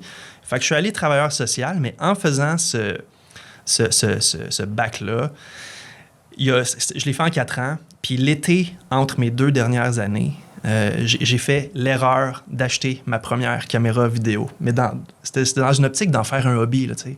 Moi, les week-ends, j'allais juste m'amuser, aller faire des images. Puis j'ai un ami, Benoît, qui jouait un de nos 2 acteurs qui joue The Shape dans Halloween Stocks 2. Lui, dans la vie, il est courtier immobilier, il est pilote d'avion, il s'est initié au jeu. Tu sais, quelqu'un là, qui essaye tout puis que tout lui réussit. Là. Il est gossant. Mais il est fin. Hein? Il nous écoute peut-être lui avec. T'es fin, Benoît, on t'aime. Un autre shootout. Puis, lui, ça donnait cette année-là... il commençait à piloter pour un client quand même assez bien nanti. Puis l'avion, tu sais, il y a un beau petit avion. Puis il m'a demandé, ça te tente-tu qu'on aille s'amuser puis qu'on prenne des images de ça? Ça peut nous faire des beaux souvenirs. Et finalement, on s'est fait une vidéo. Là, on a travaillé pendant des semaines là, à temps perdu à improviser des images. Puis à un moment donné, je suis dans ma dernière année de bac, qui est un stage à temps plein. J'ai fait mon stage à la DPJ en plus. Là. Je me dis, si je pourrais apprendre l'intervention, on va l'apprendre pour vrai. Oui, c'est ça, je voulais faire comme parenthèse. C'est dans le travail social, tu étais situé où exactement? Parce que c'est quand même large, le travail social. Ben, je n'ai jamais pratiqué. Là. J'ai étudié à peu près tous les types de relations d'aide que tu peux offrir, là, les différents types de, pas traitement, mais c'est loin derrière. J'ai étudié à l'UQAM. J'ai fait un stage à la DPJ qui était à distance de marche de mon campus, heureusement. Là, j'aurais pu me ramasser n'importe où, Montréal-Nord, en dehors de l'île même. Là, c'était parfait en termes d'emplacement. Puis on n'avait pas, vu l'emplacement, on n'avait pas des problématiques ultra trash non plus, quoique j'en ai vu un peu. Ça a contribué au fait aussi que c'est peut-être pas pour moi. Ça prend des reins assez solides pour aller sortir des enfants d'une maison où on ne sait pas sont où les parents depuis 2 jours. Tu sais. C'est une vocation. Puis autant j'avais un attrait pour ça, autant j'ai réalisé que c'était pas une vocation. Mais en fait, ce qui m'a fait réaliser ça, c'est que des parties de famille où tu vois un oncle là, que tu vois à peu près 2 fois par année, là, on se donne toujours des nouvelles. Hein, tu sais, quoi de neuf? Puis là, je me suis acheté mon premier char, puis là, ci, puis ça. Puis on me demandait, tu sais, dans tes études, t'en es où? Et là, je racontais, là, je suis dans ma dernière année, ça s'en vient, je vais me placer après ça. Tu sais, j'en parlais de façon très clinique, très logique. C'est comme c'est là que je suis rendu dans la vie, c'est ça qui va se passer. T'sais. Mais là, après ça, une fois que j'avais rapidement fait le tour de où j'en suis dans mes études, puis sinon, quoi de neuf? Ben là, je me suis acheté une caméra, puis j'ai tourné une vidéo d'avion, là, j'ai découvert un effet que je pouvais mettre dans la vidéo. T'sais. Là, il me dit, Dom, tu me parles pas de tes études puis de ce que tu fais comme hobby de la même façon. Dès que tu embarques sur la vidéo, les étoiles dans les yeux, genre, t'es agressant, là, tu me baves quasiment dessus parce qu'il faut que tu me le dises dans ma face. Ça a été un beau reflet qu'on m'a fait là. Puis là, j'ai comme réalisé, j'ai pas terminé finalement avec le cinéma. Et là, dans la vie, des fois, il y a des belles synchronicités. Il y a des occasions qui vont se présenter à toi. C'est pas tout cul dans le bec, il faut que tu la saisisses quand même, mais des fois, il y a la chance que la synchronicité s'en mêle. La vidéo sur laquelle je travaillais depuis des semaines, voire des mois avec Benoît, par plaisir. On l'a mis en ligne au moment où je venais de terminer mon bac. Ça donne qu'elle était finie à ce moment-là, tu sais. Puis lui, étant courtier immobilier surtout, la vidéo, il l'a partagée dans ses réseaux. Et là, beaucoup de gens qui le connaissaient ont dit « Benoît, c'est qui a fait ta vidéo? » C'est parce qu'on a des projets, on a des besoins en vidéo, nous aussi, tu sais. Fait que là, ça a été un petit déferlement de « On a besoin de tes services, le grand. » Des fois, c'est la meilleure pub que tu peux te faire du travail de qualité. Hein? Parce que le monde sont curieux. Surtout, tu le fais comme avec cœur parce que tu t'amuses à le faire. C'est sûr, on s'entend, aller filmer un avion puis être créatif, là, il a demandé à un de ses amis qui avait lui aussi son avion, ben viens-t'en François, Dom va embarquer avec toi puis va pouvoir filmer des shots de mon avion dans les airs, tu sais. On s'est amusé à faire plein de niaiseries comme ça, là. Ben pas de niaiseries, là, c'était sécuritaire. J'espère, parce que... je me tenais pas après l'aile dans les airs, là. Non. À ne pas faire à la maison. Il faisait déjà l'ancêtre du drone. Il est déjà allé dans le ciel, lui, avant que ça devienne accessible. On voulait donner l'idée qu'on tournait cinématiquement un vol d'avion de Benoît. Fait que, je l'avais depuis une tour où on voit son avion décoller. Après ça, je l'avais depuis le sol un peu. Après ça, dans les airs, on avait des shots de son avion que je captais depuis un autre avion. Puis après ça, je voulais avoir vraiment des close-ups de sa face en plein vol. Fait que ce qu'on a fait, c'est qu'on est allé à l'aérogare où son avion est normalement entreposé. Puis, tu sais, un aérogare, là, il y en a beaucoup des avions là-dedans. Fait que ça se peut que le tien soit dans le fond quand vient le temps d'aller faire un vol. Fait qu'il y a du personnel qui travaille là, qui ont des espèces de gros véhicules pour tirer les avions, tu sais. Fait que ce qu'on a fait, c'est qu'on a demandé à un gars qui travaille là une journée tranquille, qui prend son avion à lui, attache-le en arrière de ton véhicule, puis moi, je vais me mettre sur la plateforme qui est derrière ta cabine de camion, qui fait face à sa cabine à lui de l'avion, puis je vais faire un gros plan. Puis on a beau bouger bien lentement, sur la vitre de l'habitacle, ben, tu as les nuages qui se reflètent, fait que ça donnait vraiment l'impression qu'on était... Tu sais, puis là, je raconte ça, ça fait 3 minutes que je raconte ça sert absolument à rien dans le podcast, mais je tombe dans mon propre piège que je trippe à raconter ces affaires-là. Non, mais en même temps, c'est intéressant parce qu'on parle de ça, puis je trouve que ça, c'est quelque chose que le filmmaking apporte beaucoup, c'est que ça donne accès à des sphères. Tu sais, on va se le dire, quelqu'un tripperait à juste faire « je vais aller faire un vol d'avion ». Ça donne que la job que tu crées t'oblige à aller dans ces sphères-là. Exemple, quelqu'un qui trippe musique, là, c'est son band préféré qui joue. Il se paierait des billets à je sais pas combien de prix pour avoir l'occasion d'aller sur le stage. Puis ta caméra, t'as un passe-droit pour passer devant tout le monde pour filmer. La production vidéo t'amène à des endroits inattendus puis te permet d'apprendre beaucoup de choses. Tu vas aller décortiquer un domaine parce qu'une fois que tu l'as filmé, ton truc, la vidéo, il faut que tu la montes. Fait que tu racontes une histoire là aussi. Fait que quand c'est une compagnie qui travaille dans tel domaine que toi, tu dois mettre en valeur, ben il faut que tu te familiarises avec ce domaine-là. Fait que c'est vrai que ça fait partie des plus-values puis des petits perks. T'en apprends beaucoup. Honnêtement, des fois, tu connais plein de sujets parce que t'as pas le choix d'en apprendre sur l'entreprise ou peu importe. Non, mais c'est intéressant parce que ça a mené au fait que tu t'es dit, j'en ai pas fini avec tout ça. C'est un projet que tu as fait pour le fun. Puis est-ce que c'est là vraiment que tu t'es dit, je veux partir ma boîte ou c'était déjà établi? C'est là que je dis que c'est un peu accidentel parce que, tu sais, moi, mes 2 parents sont des entrepreneurs, mais je pense que j'avais jamais eu cette fibre-là en moi. J'avais jamais pensé que moi, je pourrais faire mes propres affaires. T'sais, moi, je me voyais comme travailler pour une grosse boîte puis que ça allait couler tranquillement. Mais en même temps, j'ai jamais été bien bon avec l'autorité, je l'ai dit tantôt. Fait que j'ai un profil qui est très contradictoire avec lui-même. J'ai besoin de stabilité, mais je suis pas capable qu'on me dise quoi faire. C'est super le fun. C'est le fun d'être moi. Moi, tu le reconnais. Moi, tu le reconnais. Non, mais en même temps, c'est ça. Je pense que n'importe qui, on a besoin d'une forme de stabilité, sauf que prendre un risque de dire, comme, au final, si je veux vraiment être libre de mes mouvements, c'est le risque que tu prends de partir dans des projets ou des... Lou, on est rendu à combien de temps? Juste voir où on s'en... On a 1 heure de fête? Et puis, écoute, je pense ça va super bien. On a déjà 1 heure de fête. Non, mais c'est correct parce que je sais qu'on peut le déblatérer. Puis, je veux dire, c'est parfait. Là. Je veux dire, on continue la discussion. Là. Mais, ouais, tout ça pour revenir au fait que c'est ça, tu sais, t'es parti ta boîte, ça a été accidentel. Ben, c'est quand, là, tous ces gens-là, les collègues de mon ami Benoît, m'approchaient pour les projets vidéo. Tu sais, moi, je venais de faire 4 ans en travail social. Puis, à ce moment-là, c'était encore le plan qu'à l'automne, j'allais commencer ma carrière, ma vie d'adulte là-dedans. Puis je me suis dit, ben là, le 4 ans que je viens de faire, je peux peut-être me donner l'été, là, les 3 mois qui viennent pour juste relaxer. Puis là, ben, en ce moment, j'ai ma caméra, je m'amuse avec ça, voyons ce que ça donne. Puis là, tout ce monde-là débarque. Hey, Dominique, on a besoin de vidéos, on a plein de projets, des captations, des ci, des ça. Mais si tu embarques, il faut le faire officiel. Fait que, tu sais, si tu as à nous charger les taxes, tu le fais. Là, moi, il me dit ça, tu sais, aujourd'hui, ça fait partie de notre travail, mais à ce moment-là, on me parlait en chinois, là, hein? Comme des numéros d'identification, puis un numéro au gouvernement, puis ci, puis ça. Oh, ouais, là, tu devais sortir l'entrepreneur en toi qui gère une business. Là. C'était pas si compliqué, tu sais. Aller t'enregistrer, ça coûtait une centaine de piastres. Puis là, je me suis dit, ben, je vais essayer de me créer une identité. Je vais juste explorer ça. Fait que j'ai gossé pendant 2-3 semaines. Je suis venu avec le nom Prod d'image. Je me suis fait moi-même mon logo. Je me suis fait un site web. Tu sais, tout par moi-même. Tu sais, tout est... Les graphistes n'existent pas pour rien dans la vie, là. Fait que mon affaire, ça n'a pas une facture visuelle à tout casser, en tout cas à ce moment-là. Mais ça marchait, tu sais. Puis le bouche-oreille a fait son travail. Est-ce que tu as eu facilement, au début, de la facilité à aller chercher du monde? Ben, on est en 2024, là. Ouais. Moi, mon break que j'ai pris en 2016 en finissant le travail social, là, le 3 mois que je me suis donné, j'étais encore dedans. Ça fait 8 ans que je vis de ça et que je n'ai jamais eu à m'afficher nulle part.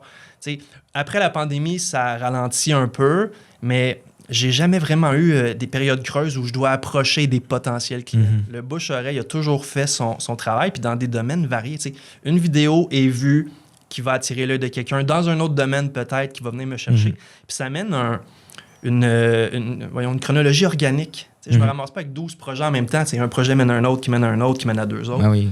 Ça me met un beau workflow, mais je suis jamais pris à la gorge où j'ai besoin d'aller chercher plein d'aide parce que j'arrive pas en même temps. Il y a cette beauté-là là-dedans. Puis en même temps, l'audiovisuel, c'est tellement large. On va se le dire, 2024, depuis la pandémie, les besoins ont énormément changé numériquement. Je veux dire, on a de la quantité, les médias sociaux, on a des fois des compagnies qui veulent des vidéos vraiment plus léchées, qu'on a besoin des plus grosses teams. Bref, pour revenir, exemple, à ceux qui sont sur des plateaux de tournage, c'est pas fait nécessairement pour tout le monde. Quelqu'un qui veut travailler de manière vraiment encadrée. Puis là, je pense qu'on a la belle opportunité que les créateurs de contenu, tu peux te partir à ton compte de plus en plus aujourd'hui parce qu'il y a de la demande, il y a de la job. Puis là, on va aller vers le beau petit masque qu'on a en arrière parce que là, on a parlé de vous autres un peu, on a parlé, je pense qu'on pourrait continuer. Là, on fera un autre épisode pour ça, là, toutes les petites questions. Trilogie. Une trilogie, c'est bon ça. Les confidences de Dominique. Oui, c'est ça. J'ai du temps que ça. Non, pas en tout. Non, au contraire, c'est juste le fun, je pense que non. On moi l'a j'ai dit, trouvé on ça aime super les personnel. humains, nous autres. Fait que, Même les non, c'est juste parce que je vais arriver à faire comme. Faudrait qu'on en parle. On parle quand même d'Halloween aujourd'hui. C'est ça, c'est parce qu'au final, tout ça a mené à un projet. Parce que c'est ça, on se connaît de projets de vidéo corpo principalement qu'on travaille ensemble. Mais tu sais, le corpo, c'est de la vidéo corpo. Tu sais, on va se le dire. C'est assez limite en storytelling. C'est ça bâtit bien le business. C'est un offre de service. Sauf qu'il y a tout le temps une petite voix dans nous. On a besoin de créer quelque chose. Et là, tu t'es dit. Je veux aller sortir le scénariste en moi. Je veux bâtir une histoire. Puis là, on va revenir au fait que, tu sais, quand il a écrit ce roman-là là, pour Gilles... Là, les envahisseurs de l'espace. OK. On peut-tu trouver ça quelque part?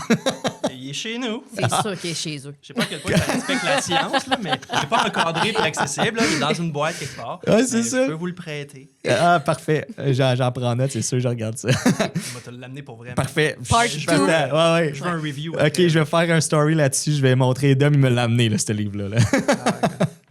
Mais ouais, c'est ça. Fait que tu t'es dit, écoute, je veux partir un film. Puis là, c'est arrivé un fan-film sur Halloween, rien de moins.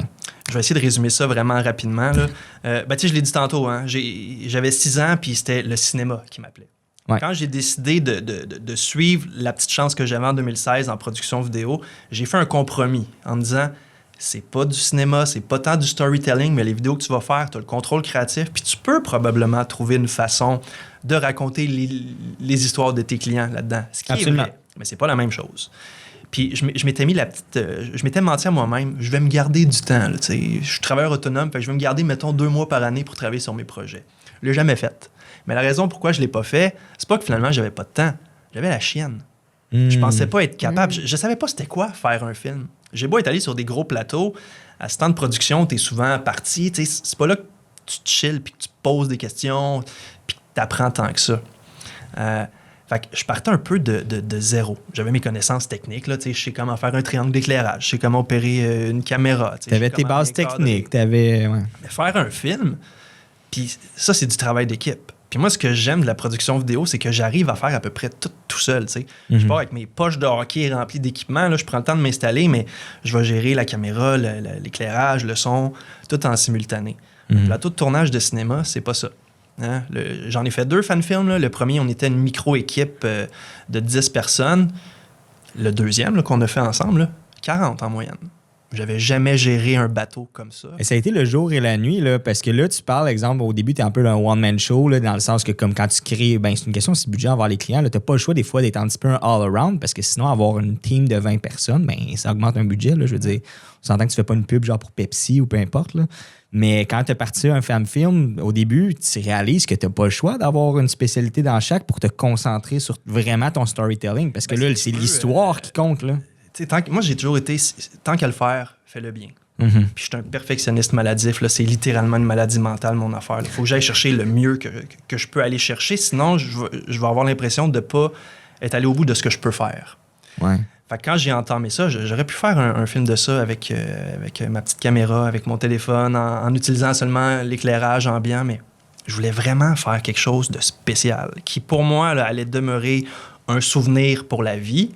Puis je me suis dit, rendu là, si vraiment je déploie tous ces moyens-là, ben ça peut peut-être devenir une carte de visite en plus pour l'avenir. Si je m'entoure de professionnels, ça peut peut-être eux aussi leur servir dans un CV. J'ai toujours aimé le genre horreur. Il y a quelque chose de fascinant de raconter une histoire, mais qui baigne dans ces codes-là, dans ces tropes-là.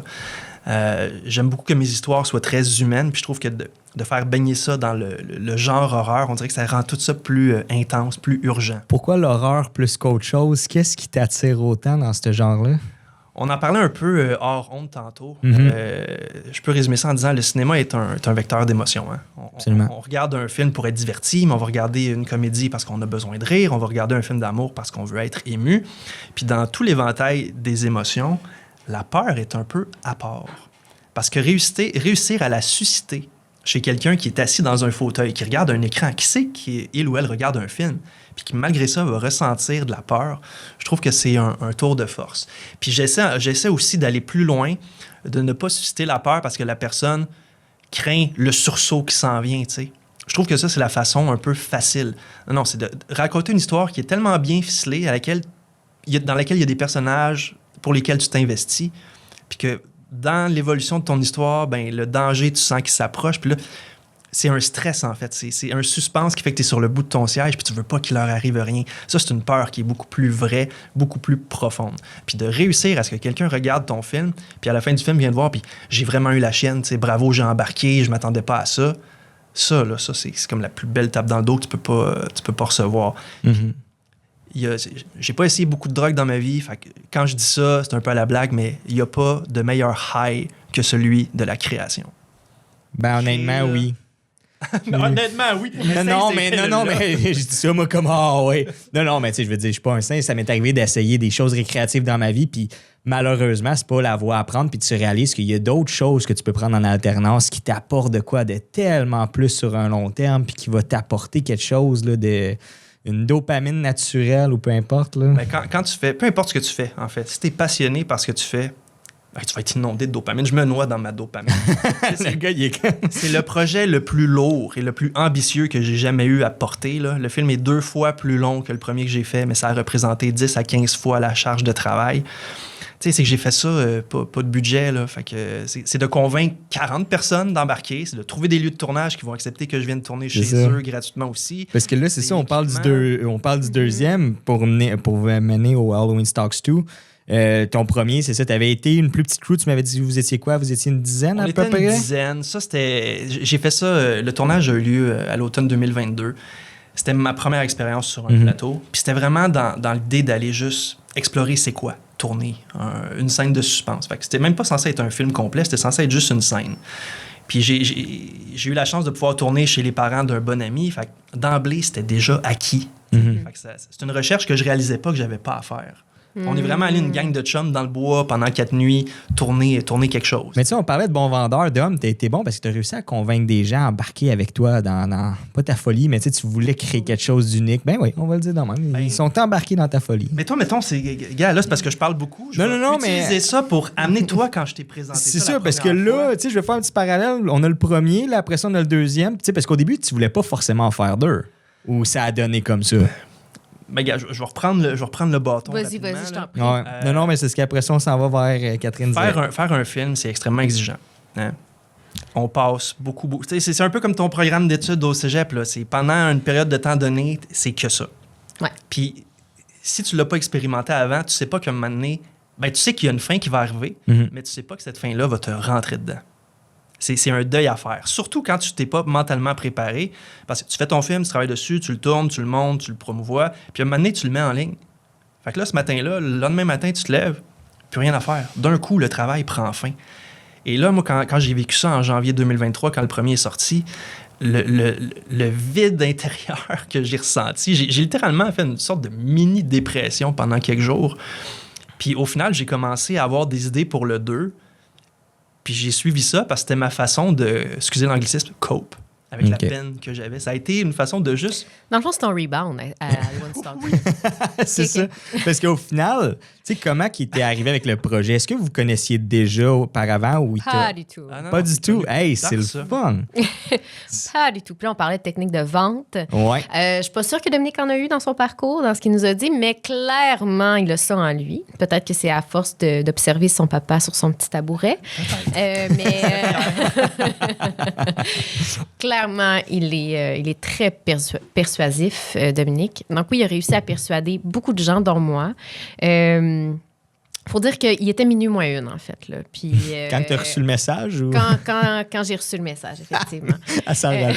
Temps de préparation, non, effectivement. Ah oui, hein? Non, j'ai pas eu le temps d'anticiper longtemps là, le projet, la chose. Dominique est arrivé, je pense qu'il avait d'abord approché quelqu'un qui devait se désister. Donc, à la dernière minute, là, le tournage était là. Il devait trouver quelqu'un. Je pense que j'ai été référée par des amis à toi parce que tu voulais pas quand même... Parenthèse, dit comme ça, on dirait que c'était mon dernier choix. Là. Je la connaissais pas. Je savais pas qui était Catherine Duhem. Tu l'as découverte en même temps que tes recherches. Convaincre quelqu'un 8 nuits, bénévole, à courir dehors, dans le fret, tu sais. Le scénario, je pense qu'il plaisait à beaucoup de monde, mais beaucoup de gens, c'était l'aspect technique. Là, j'ai pas le temps de faire ça. Ouais. Fait que oui, j'avais approché des gens que je connaissais. Personne ne pouvait. Puis là, moi, je commençais à manquer de temps. Si je voulais vraiment tourner mes scènes extérieures d'automne à tel moment, puis avoir du temps de pré-production, il fallait que je trouve. Fait que là, j'ai fait aller mes contacts coordos dans le domaine que, de par la nature de leur job, c'est de trouver du monde. Fait que je me suis dit... Bien, sûrement que les contacts que j'ai savent quelle comédienne, quel comédien serait disponible en ce moment. Fait que j'ai appelé à l'aide, puis une autre Catherine m'a référé, notre Catherine Duhem, en disant « Va voir le profil de cette jeune femme-là. Je pense que ça peut fitter avec ce que tu recherches. » Puis on a établi un très bon contact d'emblée. Fait que ça a été une quête très stressante parce que j'ai passé 2 mois à chercher mon actrice principale. Ouais. Mais au final... Là, tu l'as trouvé à combien de jours du premier jour de tournage? Ben, en fait, c'est que on dit minuit moins une, mais le premier ultimatum que je m'étais donné, quand je t'ai trouvé, il était rendu minuit et 5. OK. J'ai accepté de réduire mon temps de pré-prod. J'ai fait 3 semaines de pré-prod en 4 jours parce qu'il fallait absolument qu'on commence à tourner la mi-octobre à peu près.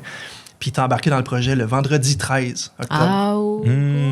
Hey, c'est fou comment le temps passe vite, parce que moi, je me rappelle, tu m'avais parlé du projet de Halloween Stocks 2 au restaurant. On avait été manger ensemble, puis il m'avait un petit peu fait le pacing et tout. Puis au moment, quand on avait rejasé, parce que tu voulais un peu faire du behind the scenes avec moi et tout, puis tu n'avais pas encore trouvé nécessairement ton actrice principale, tu savais ce que tu voulais, puis après ça, ben, quand tu en avais parlé, tout fitait bien. Quand elle a dit oui, là. Mais puis t'as porté le film, pour vrai, c'était vraiment cool. Puis comment t'as vécu le set? Parce que tu sais, on parle de longue nuit. Moi, j'étais allé peut-être 3 fois, parce qu'effectivement, j'avais un emploi du temps aussi, puis je pouvais pas me permettre de passer autant de temps avec vous autres, mais j'étais comme, ils sont fait tough, ils sont vraiment fait tough. Comment tu l'as vécu? Tu t'attendais-tu à ça? Non. Ça le mérite d'être clair. Non. Je pense que si j'avais su... non. Mais je suis allée là... Non. Mon Dieu, je m'attendais à les révélations. Là, c'est vrai que j'ai besoin de thérapie. Non, mais c'est un bon vendeur. Il était non, comme... Mais... S'il ne faut pas que je dise cet élément-là tout de suite. On va l'embarquer dans le bateau avant. Non, mais bien sûr, mais... Non, mais tout comme lui, je pense pas qu'on aurait pu s'imaginer l'ampleur de la chose. Mais je pense que personne ne peut s'en rendre compte. Dans tous ces genres de projets-là, tu sais jamais à quoi t'attendre. Tu sais jamais à quoi t'attendre. C'est correct aussi. Puis, comme on disait, vu qu'il était déjà très tard dans le processus, moi, j'ai pas pu anticiper ce rôle ou ce projet très, très longtemps à l'avance, ce qui fait que j'ai pas eu le choix de me plonger, de faire confiance au texte que moi, j'ai lu qui m'a tout de suite appelé. En fait, j'ai tout de suite trouvé ça bon. J'ai tout de suite aimé le scénario. Donc, ça aide à bien vendre un projet, tu sais. Mais non, en fait, ce que tu peux pas anticiper, c'est la fatigue. C'est tout d'un coup, presque du jour au lendemain, en fait, de complètement renverser ton horloge biologique. Puis là, tout d'un coup, tu dois être comme très alerte jusqu'aux petites heures du matin. Fait que c'est plus ce côté-là, dans le fond, où le froid embarque, où tu dois tourner. Parce qu'on tournait toutes les scènes extérieures dès le départ. Fait qu'il y a ça aussi, on n'était pas à apprendre à se connaître, à apprendre à connaître l'équipe dans un environnement confortable, à 20 degrés à l'intérieur. Non. Là, on a commencé dehors, au froid, à presque 0. Puis cours, puis crie. Cours, crie, tout ça. Oui. Puis pour mettre en contexte, parce que pour les gens qui connaissent pas cet envers du décor-là, là, sais, tu vois une histoire, mais c'est pas tout tourné au même endroit. L'univers est au même endroit quand tu regardes l'histoire. Mais tu parles, on a fait des scènes extérieures, tout est décousu dans ce monde-là. Hein? Je veux dire, il n'y a rien qui est fait dans l'ordre des choses forcément de l'histoire, puis il faut que tu t'adaptes avec la technique, puis ben c'est ça qui est ça, tu sais. C'est le plus difficile, je pense. Le plus gros défi, mais ça, moi, je l'ai vraiment pris positivement dans le sens... J'ai aimé ce défi-là mental de devoir sans cesse me replacer dans l'état. Parce que, veux pas, oui, c'est un court-métrage, mais il y a quand même une évolution. Le personnage traverse plusieurs choses psychologiquement, puis c'est de me remettre constamment à où est-ce que j'en suis dans l'histoire, parce que ce qu'on dit pas encore, puis que tu as insinué, c'est qu'effectivement, il y a une seule maison, c'est le lieu dans lequel se situe l'histoire, mais pour une seule maison, il y avait 5 maisons. Donc... J'avais une vision précise. Qu'est-ce que tu veux? Qu'est-ce que tu veux? C'est un perfectionniste. Il savait ce qu'il voulait. Je voulais que telle pièce soit de même, fait que j'ai trouvé une chambre d'enfant dans une maison. Mais quand tu raboutes tout ça ensemble, c'est incroyable comment l'histoire c'est là que la magie opère. On oublie. Maintenant, on a écouté le film plusieurs fois, fait qu'on oublie que c'est 5 maisons différentes. Puis ce que le spectateur, lui, ne voit pas, c'est que une fraction de seconde, je tourne le coin, c'est une autre maison. Fait que moi, j'ai tourné ça 3 semaines plus tard, j'ai tourné ça. Tu sais, fait que c'est fou. Puis ça fonctionne. Puis ça en dit beaucoup peut-être sur le montage aussi, parce que c'est Dominique qui a fait le montage. Mais l'intention du jeu. Oui, puis petite parenthèse, je me rappelle, il y a la shot du garde-robe. Hein? Je veux dire, la manière que la prise de vue pour donner l'illusion que tu es à l'intérieur, c'est un cadrage en bois qui a été fait sur mesure pour faire cette scène-là. Là-dessus. Oui, il y a eu beaucoup de DIY, mais peu importe les artifices qu'on crée, si le jeu n'est pas à la hauteur, c'est que le défi particulier de ce film-là, comme n'importe quel film, c'est tourné sur une période de temps X, il y a toujours des journées en continu, mais rares sont les films où l'histoire se déploie un peu en temps réel. C'est un peu comme un épisode de 24, là. Tu regardes un film, puis l'histoire peut se dérouler sur plusieurs jours, plusieurs semaines, plusieurs mois. Puis quand ton personnage se réveille, le film joue depuis 30 minutes, c'est une nouvelle scène, c'est un nouveau matin, mais il y a un peu un reset, tu sais. L'émotion qui commence dans cette scène-là est nouvelle. Mais là, quand tu tournes un film dont l'histoire se passe vraiment en continu, mais que c'est tourné à des dates séparées parce que la disponibilité du monde, les différents lieux de tournage, il faut que le jeu soit constant. Oui, il y a une évolution, mais l'évolution, on doit sentir qu'elle est organique. Fait que non seulement Catherine avait ce défi-là, mais en plus, on tournait le film dans le désordre. Et des fois, pour essayer de se faciliter la vie, pour rentrer dans... faciliter la vie, la nôtre, pas la sienne. Pour qu'on puisse entrer dans nos horaires de tournage, on tournait de nuit. Hein? Quand tu tournes de nuit, là, tu peux pas nécessairement mobiliser ton monde pour un 12 heures traditionnel. Ça n'a même pas de bon sens, tu sais. Mais traditionnellement, tu vas tourner une journée de 12 heures. Mais quand tu le fais de nuit, ça va être un 10, parce que rendu à 4-5 heures du matin, tout le monde est fatigué. Puis nous, on commençait à tourner à la noirceur. Tu sais, c'était dans des maisons que tu avais réussi à convaincre des gens d'emprunter une maison. Tu mobilisais. Moi, je me rappelle quand j'étais allé, là, t'as comme 20 personnes sur le set. C'est un autre univers. Quelqu'un qui est filmmaker indépendant puis qui n'a pas eu l'occasion d'aller sur un set, moi, je suis content de ça, d'avoir vu, OK, c'est un autre monde complètement. Reste que l'image, ça reste l'image et du son, mais dans ce contexte-là, dans un autre niveau. T'as tout à fait raison. Filmé avec une Arri 35, la grosse game en plus pour le deuxième. Hein? Mon DOP est fou. Au lieu de s'acheter un condo, il s'achète une caméra qui vaut 100 quelques mille piastres. Tant mieux pour nous. Puis lui, il était content de la fournir au projet. Il se dit, ça va me faire une bonne carte de visite aussi. Mais ça, là-dessus, merci Jean-Philippe. Là, hein. J'aime ça regarder la caméra et remercier du monde. C'est correct. Très, très généreux et très gentil de nous avoir permis de travailler avec cet outil. Puis au-delà du côté le fun de dire on a tourné avec la Arri 35, là, pour les connaisseurs, c'est quand même une bonne cam. Moi, ce que je vois, c'est que cette caméra-là, si elle est aussi dispendieuse, c'est qu'elle est performante. Fait que ça va nous faciliter la vie au tournage, mais en post-production aussi. Tourne un film d'horreur qui se passe la nuit, tout est en basse lumière. C'est facile de scraper des shots quand tu arrives au montage, puis tout est beaucoup trop sous-exposé, ou à l'inverse, j'arrive pas à remonter mes niveaux avec cette caméra. Puis ici, c'est fou, tout doit être en symbiose, parce qu'il faut que la technique aille bien, puis il faut que le jeu, l'acteur, y aille bien. Tu sais, comment est-ce que, exemple, quelqu'un là, qui veut être dans le milieu de l'acting, ou peu importe, c'est quoi ta routine en tant que tel? Comment est-ce que tu as fait pour te faire la run? Bonne question. Tu comprends? Moi, je suis pas acteur.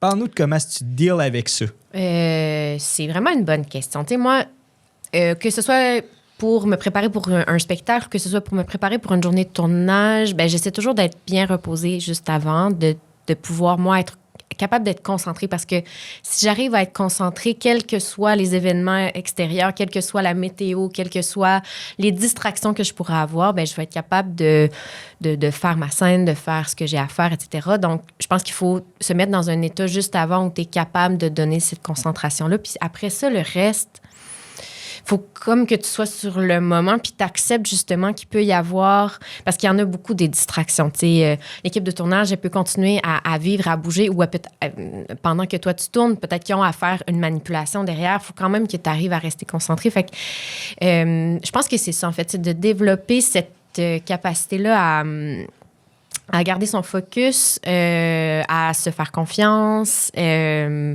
Puis c'est niaiseux, dormez, soyez bien reposés, puis pour rester comme de bonne humeur aussi. Je pense que ça, on le dit pas, mais on parlait de savoir-être au tout début, là, mais je pense que c'est de garder une énergie qui est positive. Je pense que si toi, tu es content, tu es confiant, bien, tout le monde autour de toi va avoir du plaisir à travailler. Puis je pense que quand tu as du fun à travailler, ben j'ai l'impression que ça se ressent dans la caméra puis dans les scènes, là.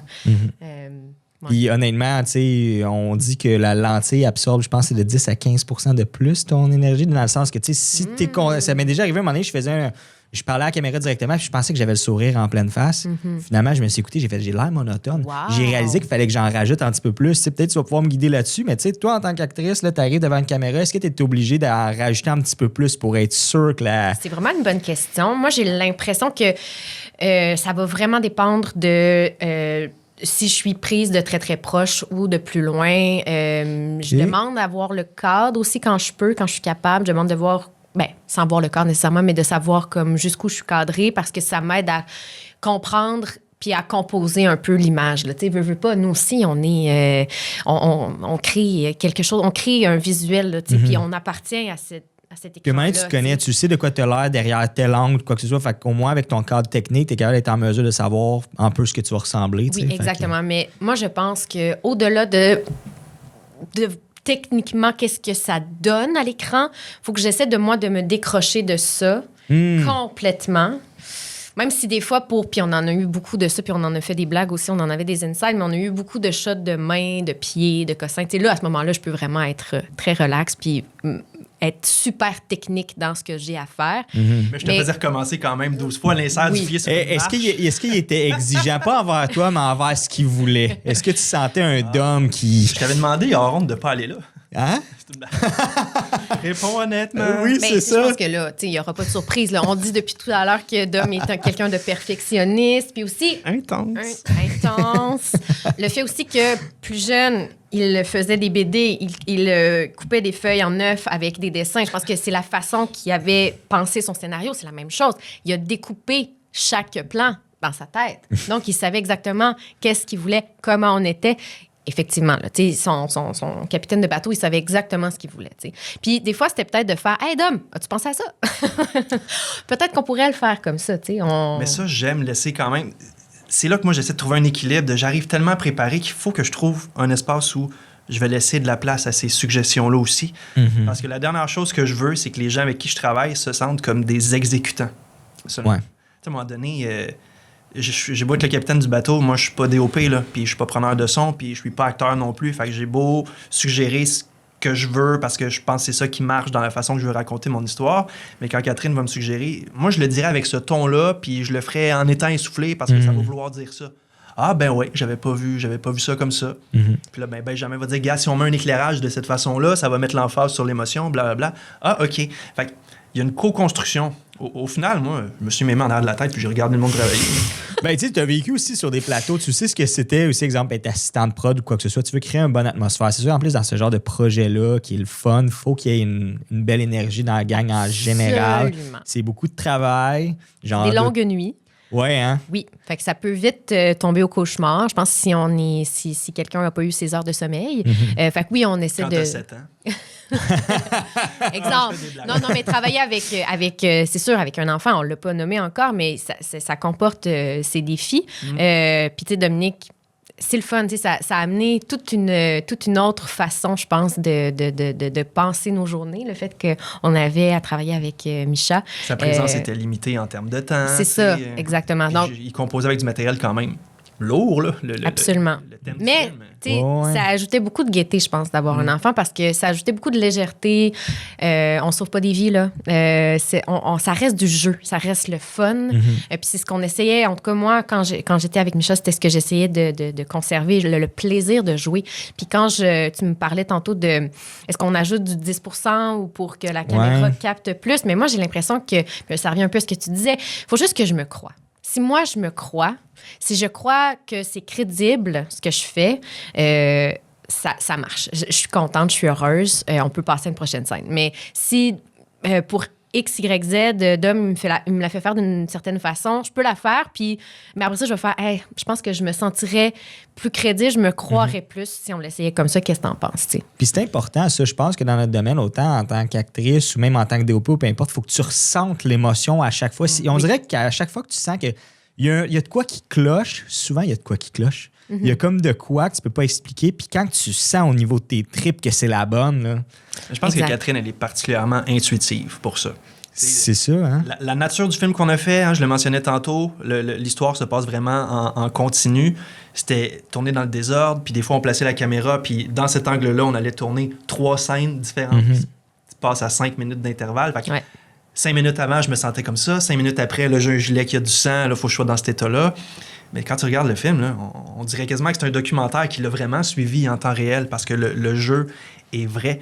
Et toutes les suggestions qu'elle me faisait ou les remarques qu'elle apportait, c'était toutes des trucs qui partaient de son intuition. Et tu l'as dit, hein, elle porte le film sur ses épaules.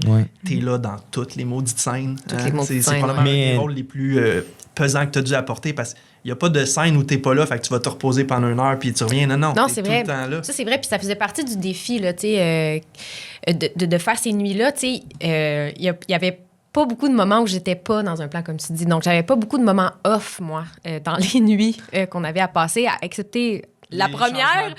Mais oui, puis même là, ça passait vite. J'avais souvent à changer de costume pour la petite histoire de coulisses. T'es pas venu sur notre plateau pour te reposer, mettons. Non.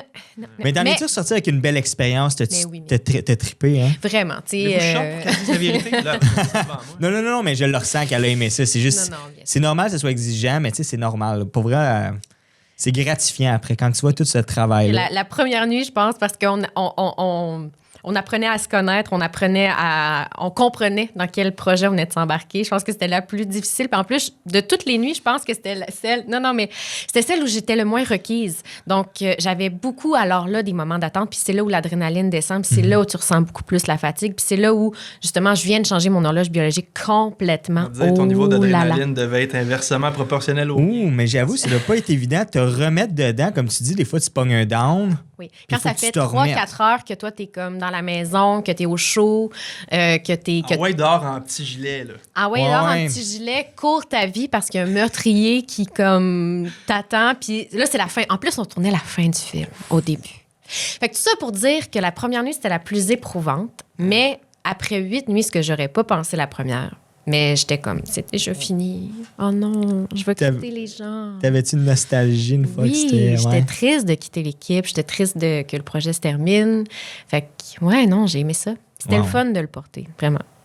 Puis t'as-tu eu l'occasion de... Est-ce que c'était le premier projet dans ce genre-là que tu faisais vraiment comme fan-film avec une équipe de même? Ou quel genre de projet que tu as eu l'occasion de faire dans ta carrière? Ben moi, j'ai pas fait énormément là, de films d'horreur. Mais c'est drôle qu'on en parle parce que c'est le premier projet, je pense, que j'ai fait de ever.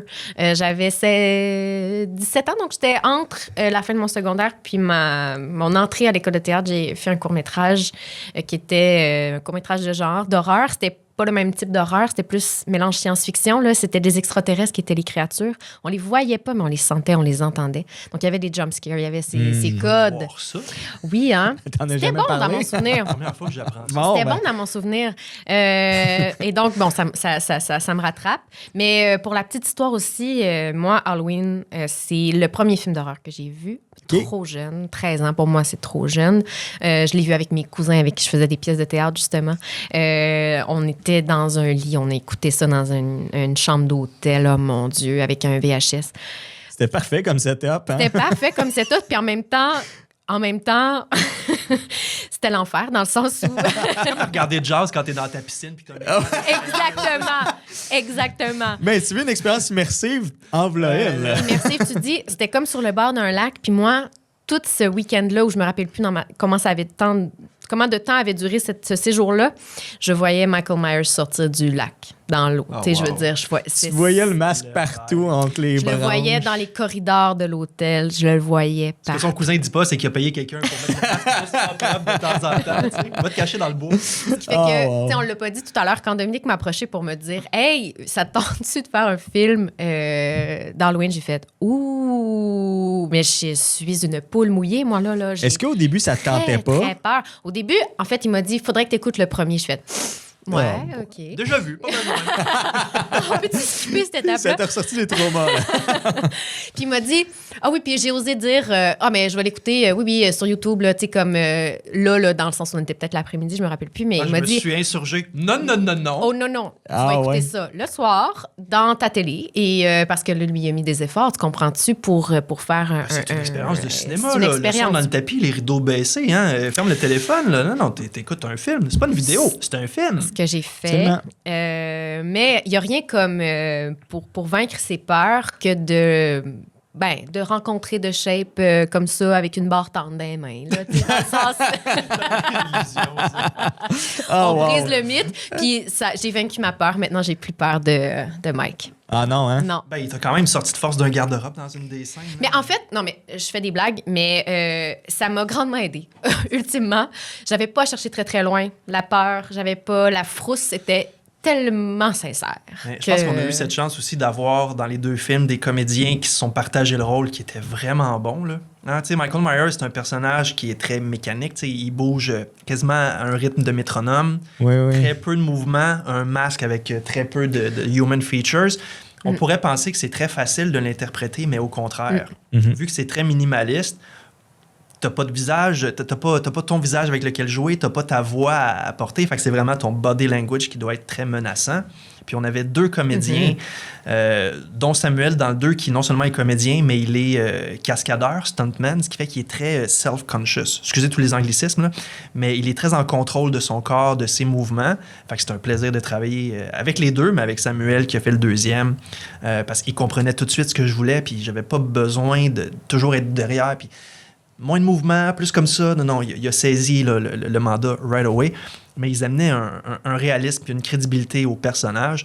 Puis on va se le dire, là, les sets qu'on créait, on tournait de nuit pour vrai. Fait qu'à l'extérieur, entre deux arbres, là, éclairage minimaliste, toi, t'arrives, puis lui, il apparaît entre les branches. Là. Je suis réalisateur, je suis entouré de 40 personnes. Puis quand il faut que j'aille parler à Samuel, je regarde à côté.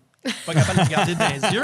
Je suis Puis, creeped out, tu tu sais. sais, on va le dire, toi, tu voulais que ce soit une réplique, un hommage à l'édition de 1978, là. Tu sais, on parle pas de... C'est ça, exact. Tu sais, on parle pas de celui de Rob Zombie ou peu importe. Toi, c'était celui original de John Carpenter. J'ai fait mes devoirs. J'ai passé des mois, voire un an, à écouter tout ce que je pouvais de documentaires à temps perdu, à lire sur c'était quoi la vision du réalisateur, comment les acteurs qui l'ont interprété, ce personnage-là, comment ils s'investissaient dans le rôle. Tu sais, j'ai été chercher le plus d'infos possible pour que les films que j'ai fait, rendent non seulement hommage de par la nature des scènes, mais dans la façon dont le film est fait. Même. J'ai essayé de reproduire des techniques qu'eux autres faisaient. On est allé chercher une équipe bénévole, un peu comme eux, quand ils ont fait l'original en 78, là, c'était sous-payé cette affaire-là, il n'y avait pas de budget pour le faire. T'sais. Fait que c'est une gang de chums qui s'est ramassée ensemble, qui ont mis l'épaule à la roue, qui ont fait des heures pas possibles. Mais de ça est né un produit dont 46 ans plus tard, on leur en parle encore, puis eux autres, ils regardent ça, puis ils sont fiers. Puis je me rappelle, petite parenthèse, Nick Castle, celui qui avait fait The Shape originalement en 1978, avait fait un story pour parler du premier, à un moment donné. Il avait fait un shootout. Ça, comment t'as pris ça? C'est spécial, ça, pareil, que l'acteur original de 78 est comme... Ça m'a occasionné 4 heures de crise de panique.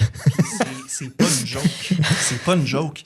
Ah ouais, hein? J'étais en post-production de mon premier. Fait qu'on était en décembre 2022. Le film allait sortir un mois plus tard. Moi, je suis pas connu dans la vie. Là. J'ai la chance que Halloween soit connu. C'est pas pour rien que j'ai fait un fan-film. Là. Je me suis dit, ces films-là, s'ils sont assez bien faits, comme les films officiels d'Halloween ont un bon following partout dans le monde, ben, peut-être que mes films à moi vont être vus beaucoup et rapidement. Ce qui est arrivé. Puis j'ai créé un petit compte Instagram, Halloween Stocks, juste pour que les gens qui auraient pu être intéressés à suivre le développement de ça puisse avoir des nouvelles. T'sais, au début, ça avait 1 follower, c'était mon autre compte Instagram. Fait que là, je demandais à mes amis et ma famille, allez le suivre, s'il vous plaît, là, juste pour m'encourager. Mais à un moment donné, j'ai posté la première bande-annonce ou la première photo officielle de notre tournage, en mettant quelques hashtags. Mm-hmm. Puis là, en quelques semaines, un auditoire de quelques centaines de personnes s'est comme formé autour de ça. Puis c'était vraiment des passionnés d'Halloween qui, là, ils m'envoyaient des messages d'encouragement d'un peu partout dans le monde. Puis j'ai eu cette chance qu'un de ces supporters-là, je vais appeler ça comme ça, un Américain qui vit en Floride, son prénom c'est Ray, un gars que je connais pas, là, à qui j'ai jamais parlé de ma vie, m'envoie lui aussi un message en privé d'encouragement. C'est très cool ce que tu fais. Moi, je m'en vais à une convention en fin de semaine à côté de chez nous en Floride, puis Nick Castle va être là, fait que je vais aller y parler de ton film. Mais tu sais, quand les gens disent ça, quelqu'un que tu connais pas, ça part d'une bonne intention, tu sais, ben merci, tu sais, j'apprécie l'intention. Est-ce que ça va vraiment se faire? J'en doute. Mais tabarnane, c'est un gars de parole, le fameux Ray, parce que 3 jours plus tard, il m'envoie un nouveau message, mais là, le message, au lieu d'être un autre petit message écrit qu'il m'envoie, il m'envoie une vidéo, tu sais. Fait que là, j'ouvre la vidéo, puis c'est Nick Castle, mec, qui m'encourage, puis qui nomme mon film. Wow. Fait que ce que Ray m'explique, c'est qu'il est allé à la convention, puis tu sais, dans des endroits comme ça, quand tu vas rencontrer un acteur aussi iconique, du moins dans cette sphère-là, t'as pas 45 minutes avec, là. Hein? T'as peut-être 2 minutes, là. Il va te signer quelque chose, prendre une photo, chit-chat, 2-3 phrases, puis next, tu sais. Fait que le 2 minutes que Ray avait avec Nick Castle, il l'a passé à promouvoir mon affaire. Il est allé là-bas habillé en Michael Myers, là, dans une convention mais c'est fabuleux, c'est tellement le fun pour vrai. Okay. C'est un exercice d'humilité de dire que le travail que tu n'as même pas mis en ligne encore suscite assez d'intérêt pour que les gens repartagent tes affaires puis fassent cet effort-là, tu sais. Mm-hmm. Fait que moi, quand j'ai ouvert cette vidéo-là qui dure comme 15 secondes, là, tu sais, Nick Castle regarde la caméra, « Hey, quand Halloween Star va sortir, moi, je vais aller voir ça! » On va te dire, là, j'ai presque échappé mon téléphone. Là, le cœur s'est mis à me débattre. J'ai passé des heures à marcher de long en large dans mon condo. Comment je gère cette émotion-là? Je n'étais pas prêt à ça. Mm-hmm. Fait que ça a été un moment vraiment, vraiment spécial. Puis c'est niaiseux, mais après ça a aidé à promouvoir mon affaire. Tu sais, c'est Nick Castle approved. Là. Nick Castle, c'est quand même le gars qui a interprété Michael Myers dans le film original. Oui, exact. C'est comme, t'as comme la crédibilité de savoir que l'acteur original, il est comme, hey, that's a real cool project, tu sais. L'a-t-il vu à ce jour? Je sais pas.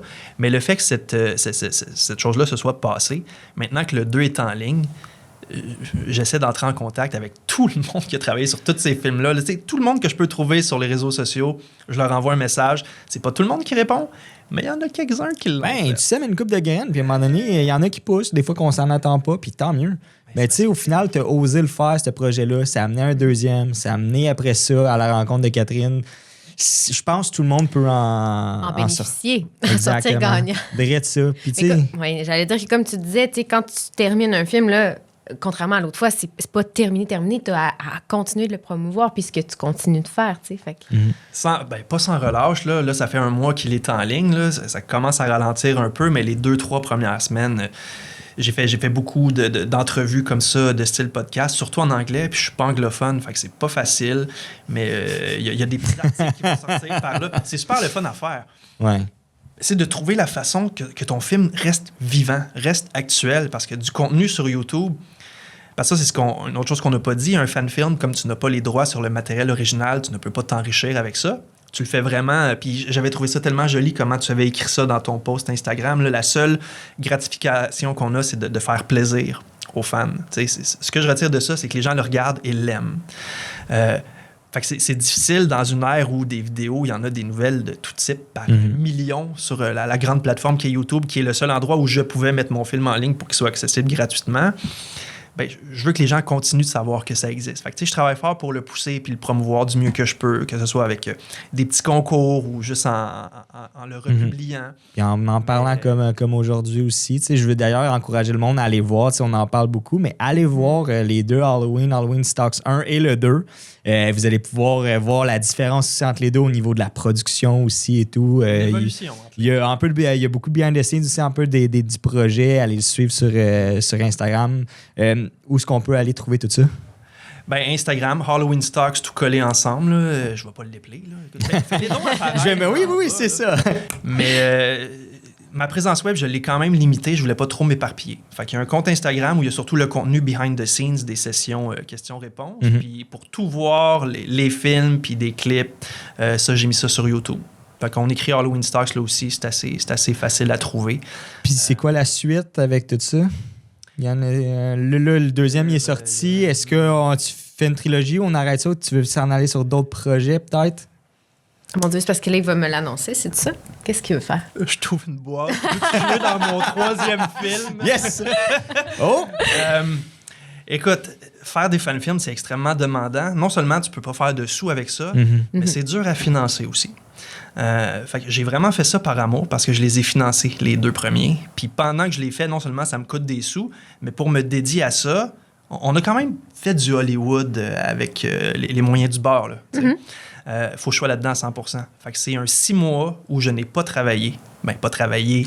Mais que tu as mis sur pause ta business qui rapportait des sous. Là, on va faire un 3e fan-film, je sais pas. Il faudrait vraiment là, qu'un mécène arrive. Puis j'ai tellement aimé ce que tu as fait. Tu as voulu un chèque de 25 000 puis montre-nous donc ce qu'il y a après. Ça peut-être juste ouvert la porte à faire ce que tu as toujours voulu faire, c'est-à-dire du cinéma de genre, ça t'a juste ouvert les portes, puis te montrer aux gens, hey, j'ai cette capacité-là. On veut raconter nos propres histoires aussi. Absolument. Je dis pas que mes 2 Halloween, j'ai pas raconté mes histoires, mais je me suis permis de prendre des personnages existants que moi j'aime beaucoup pour aller expérimenter le cinéma d'horreur. Mais j'ai quand même raconté une histoire intimiste que j'ai développée puis que je pense elle allait rejoindre les gens.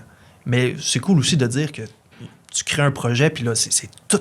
Absolument, mais c'est un excellent début pour rentrer dans la porte. La prochaine étape, ce serait probablement plus ça. Okay.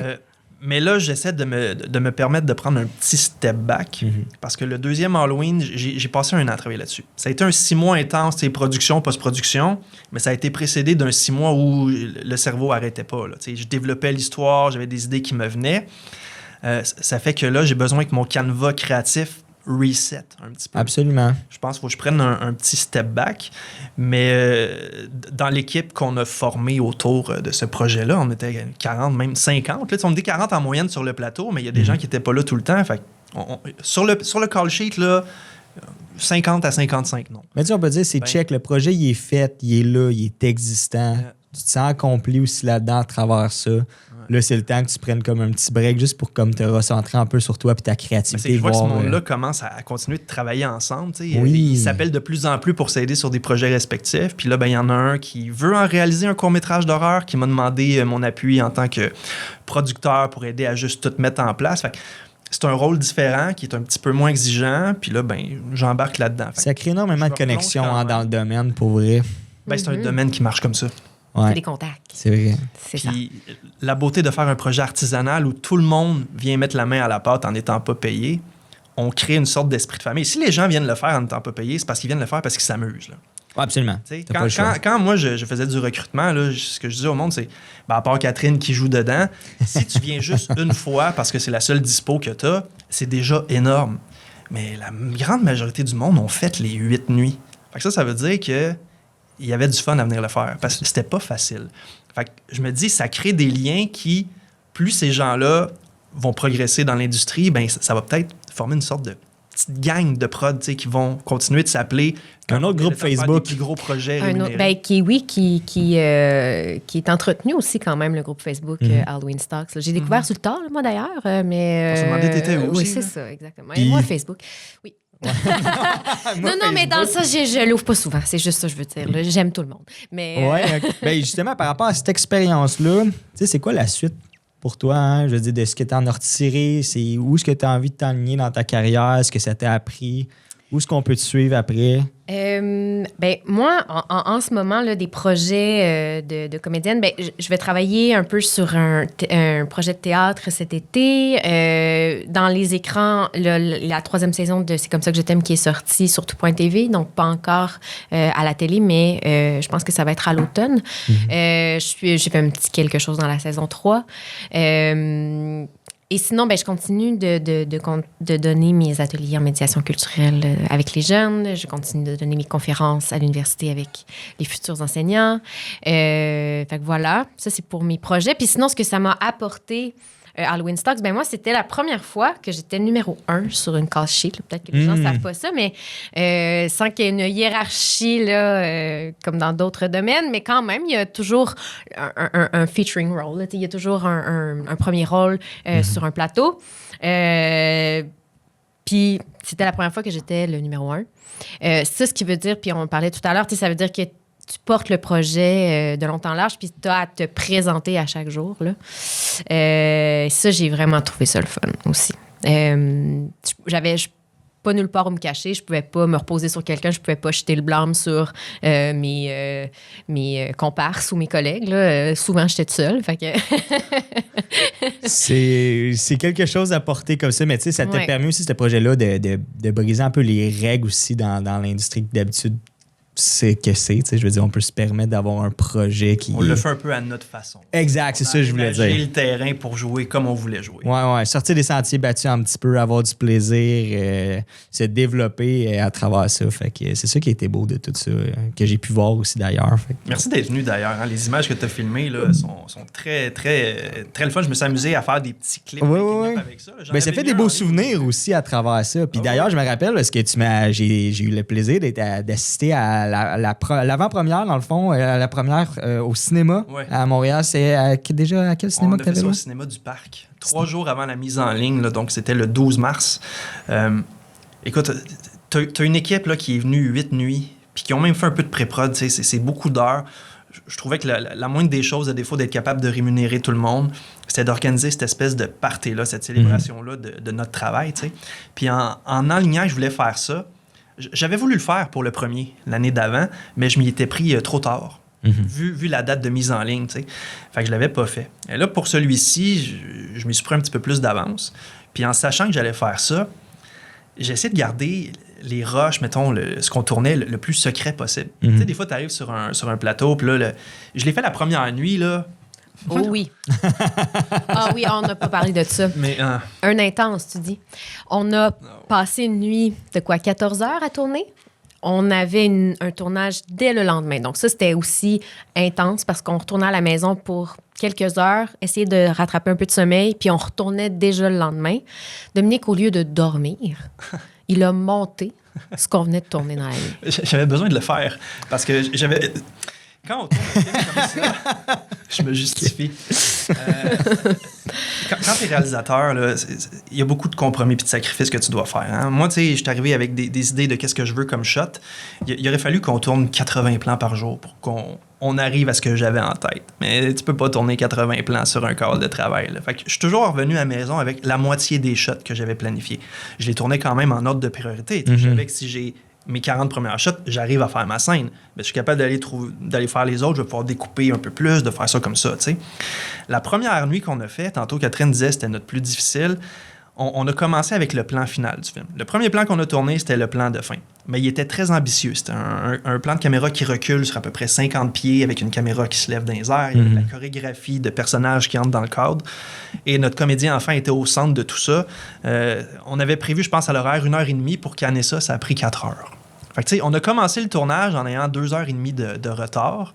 Ça mettait bien la table. Hein? On se connaissait pas personne encore. Bang! C'est qui ce réal-là qui sait pas ce qu'il fait. Puis moi, je jouais la... non, je peux pas dire. Non, c'est bien. Ah ben là, tu nous teases de même. Non, c'est ça. Allez voir le film. Allez voir le film. Ça fait que ce retard-là fait que ça a écopé pour le reste de la nuit. Le reste de la nuit a écopé de ça, en fait. Et là, comme j'étais pas sûr d'avoir toutes mes shots, fallait que je réaménage le tournage, même plus du lendemain, de plus tard, cette deuxième journée-là. Et pour ça, il fallait que je regarde les shots qu'on avait filmés dans la première nuit. Fait que je suis arrivé chez nous, j'ai tout transféré. J'ai été dormir 2 heures. Puis là, je m'étais donné comme 4 heures pour dormir. Au bout de 2 heures, je me réveille puis j'ai les yeux grands ouverts d'adrénaline. Fait que tu sais, tant qu'à aller me faire du bacon puis attendre, on va aller transférer ces shots-là. Mais tant qu'à les transférer, on peut peut-être bien les mettre ensemble. Puis tant qu'à les mettre ensemble, on peut peut-être bien mettre de la musique en dessous. Faut pas que tu ouvres le programme. Hein. C'est ça l'affaire des fois. C'est ça l'affaire. Je le savais, je l'ai fait pareil. Fait que là, je suis arrivé le deuxième jour, puis là, je montrais à tout le monde, regardez ce qu'on a fait hier. Moi, j'étais content parce qu'au final, ça marchait. Mais après ça, tout le reste du tournage, j'essayais de garder nos rushs le plus secret possible pour que quand la première allait arriver, les gens ait vraiment la surprise de c'était quoi. Qu'ils n'aient pas vu 12 bouts de scène, puis qu'ils aient vu 70% du film. T'sais. Je voulais vraiment qu'ils arrivent là, puis ils sachent à peu près pas à quoi s'attendre. Et ça, je pense que ça a été vraiment payant parce qu'on était peut-être une 60aine dans cette salle-là. Au début, je m'étais dit, je vais peut-être aller m'asseoir en arrière pour observer comment les gens réagissent au film. À la dernière seconde, je dis, fuck it, c'est mon film, je veux vivre mon propre film, je veux vivre mon expérience. Je suis allé m'asseoir en avant. Et là, tout le long du film, j'entendais derrière les gens qui réagissaient, mais tu sais, aux bonnes places. T'sais, ils sursautent à telle place, ils sont émus à un autre moment, ils ont un gasp à d'autres places. Puis vraiment, là, ce qu'il fallait qu'il arrive, arrivait. C'est sûr, tu es dans une salle, tu as le grand écran, tu as le son qui est crinqué. C'était une belle expérience. Tu peux pas vivre la meilleure expérience que dans une salle de cinéma, avec ton popcorn acheté au comptoir. Puis pas une salle de spectacle avec un écran qui descend, là. Une vraie salle de cinéma qui est faite pour ça. Puis on était principalement notre équipe, tu sais. On était une 60aine de personnes, fait que j'avais invité des amis, des membres de la famille. Il y a quelques personnes de l'équipe qui n'étaient pas dispo. Mais grosso modo, c'était des gens qui avaient contribué surtout de près, mais de loin aussi, au film. Fait que de voir ça, tout le monde ensemble, là, c'était Est-ce que tu te sens accompli de ce projet-là? T'es-tu content? Ah, ben là, man. Moi, ça fait 1 an que je travaille là-dessus. Fait que j'ai là aussi un peu cette espèce de petite dépression postpartum de regarder cet enfant-là faire son bout de chemin tout seul sur le web, mais ça a été tellement de travail qu'il était temps que j'en accouche de cette affaire-là. Mm-hmm.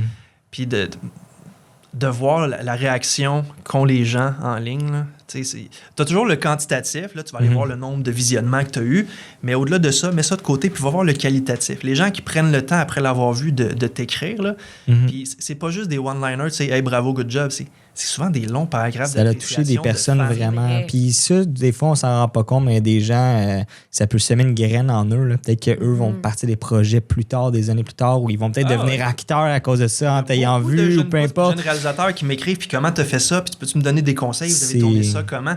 Ça, pour moi, c'est un des plus beaux cadeaux aussi, là, de réussir non pas à transmettre un film que les gens aiment, mais au-delà de ça, la passion pour le filmmaking. Oh, wow, OK. Ouais. Tu me dis, cheap labor pour plus tard, ça. Absolument.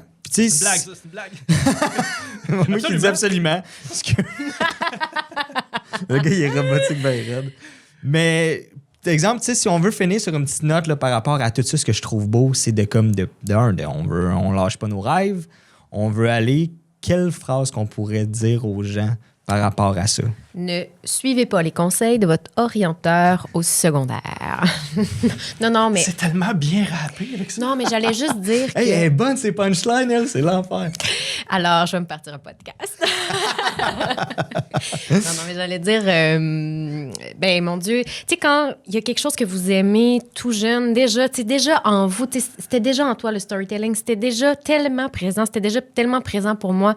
Tu sais, ce plaisir-là que j'avais à incarner d'autres gens sur scène.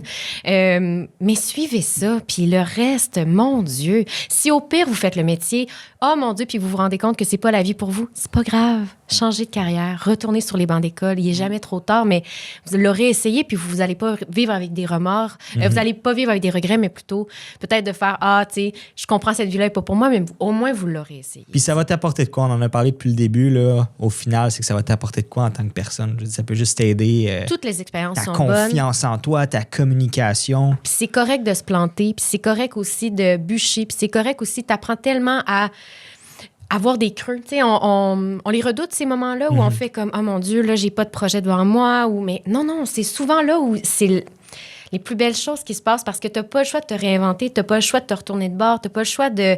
Au contraire, ces moments de creux-là, des fois, c'est les plus beaux, puis c'est ceux-là que tu remercies le plus. Fait qu'il faut pas en avoir peur, faut comme les accepter aussi. Hey! Merci, guys, pour vrai. Merci. C'est tellement le fun. Pour vrai, j'aurais tellement continué des heures à parler avec vous autres. On va prendre un part 2. Ouais, exact. Ben, c'est pour ça qu'on s'en garde. Part 3. Fait en tout cas, bref, je fais un petit wrap-up. Fait qu'on peut suivre Halloween Stocks. Allez voir le film, ça vaut vraiment la peine. Allez suivre aussi la carrière de Catherine, la carrière de Dom, les projets qui s'en viennent. Fait qu'on sait jamais, on va probablement avoir l'occasion de retravailler ensemble dans le futur. On est faire du B-roll sur mon prochain film. Absolument. C'est dit devant la caméra, oui, je vais aider mon chum Dom. Tu vas être ma numéro 1 sur un prochain projet aussi? Ah, ben oui, Dom. OK, c'est correct. Il y a quelque chose qui s'en vient. Yes. Hey, merci, guys. Merci, Mickaël.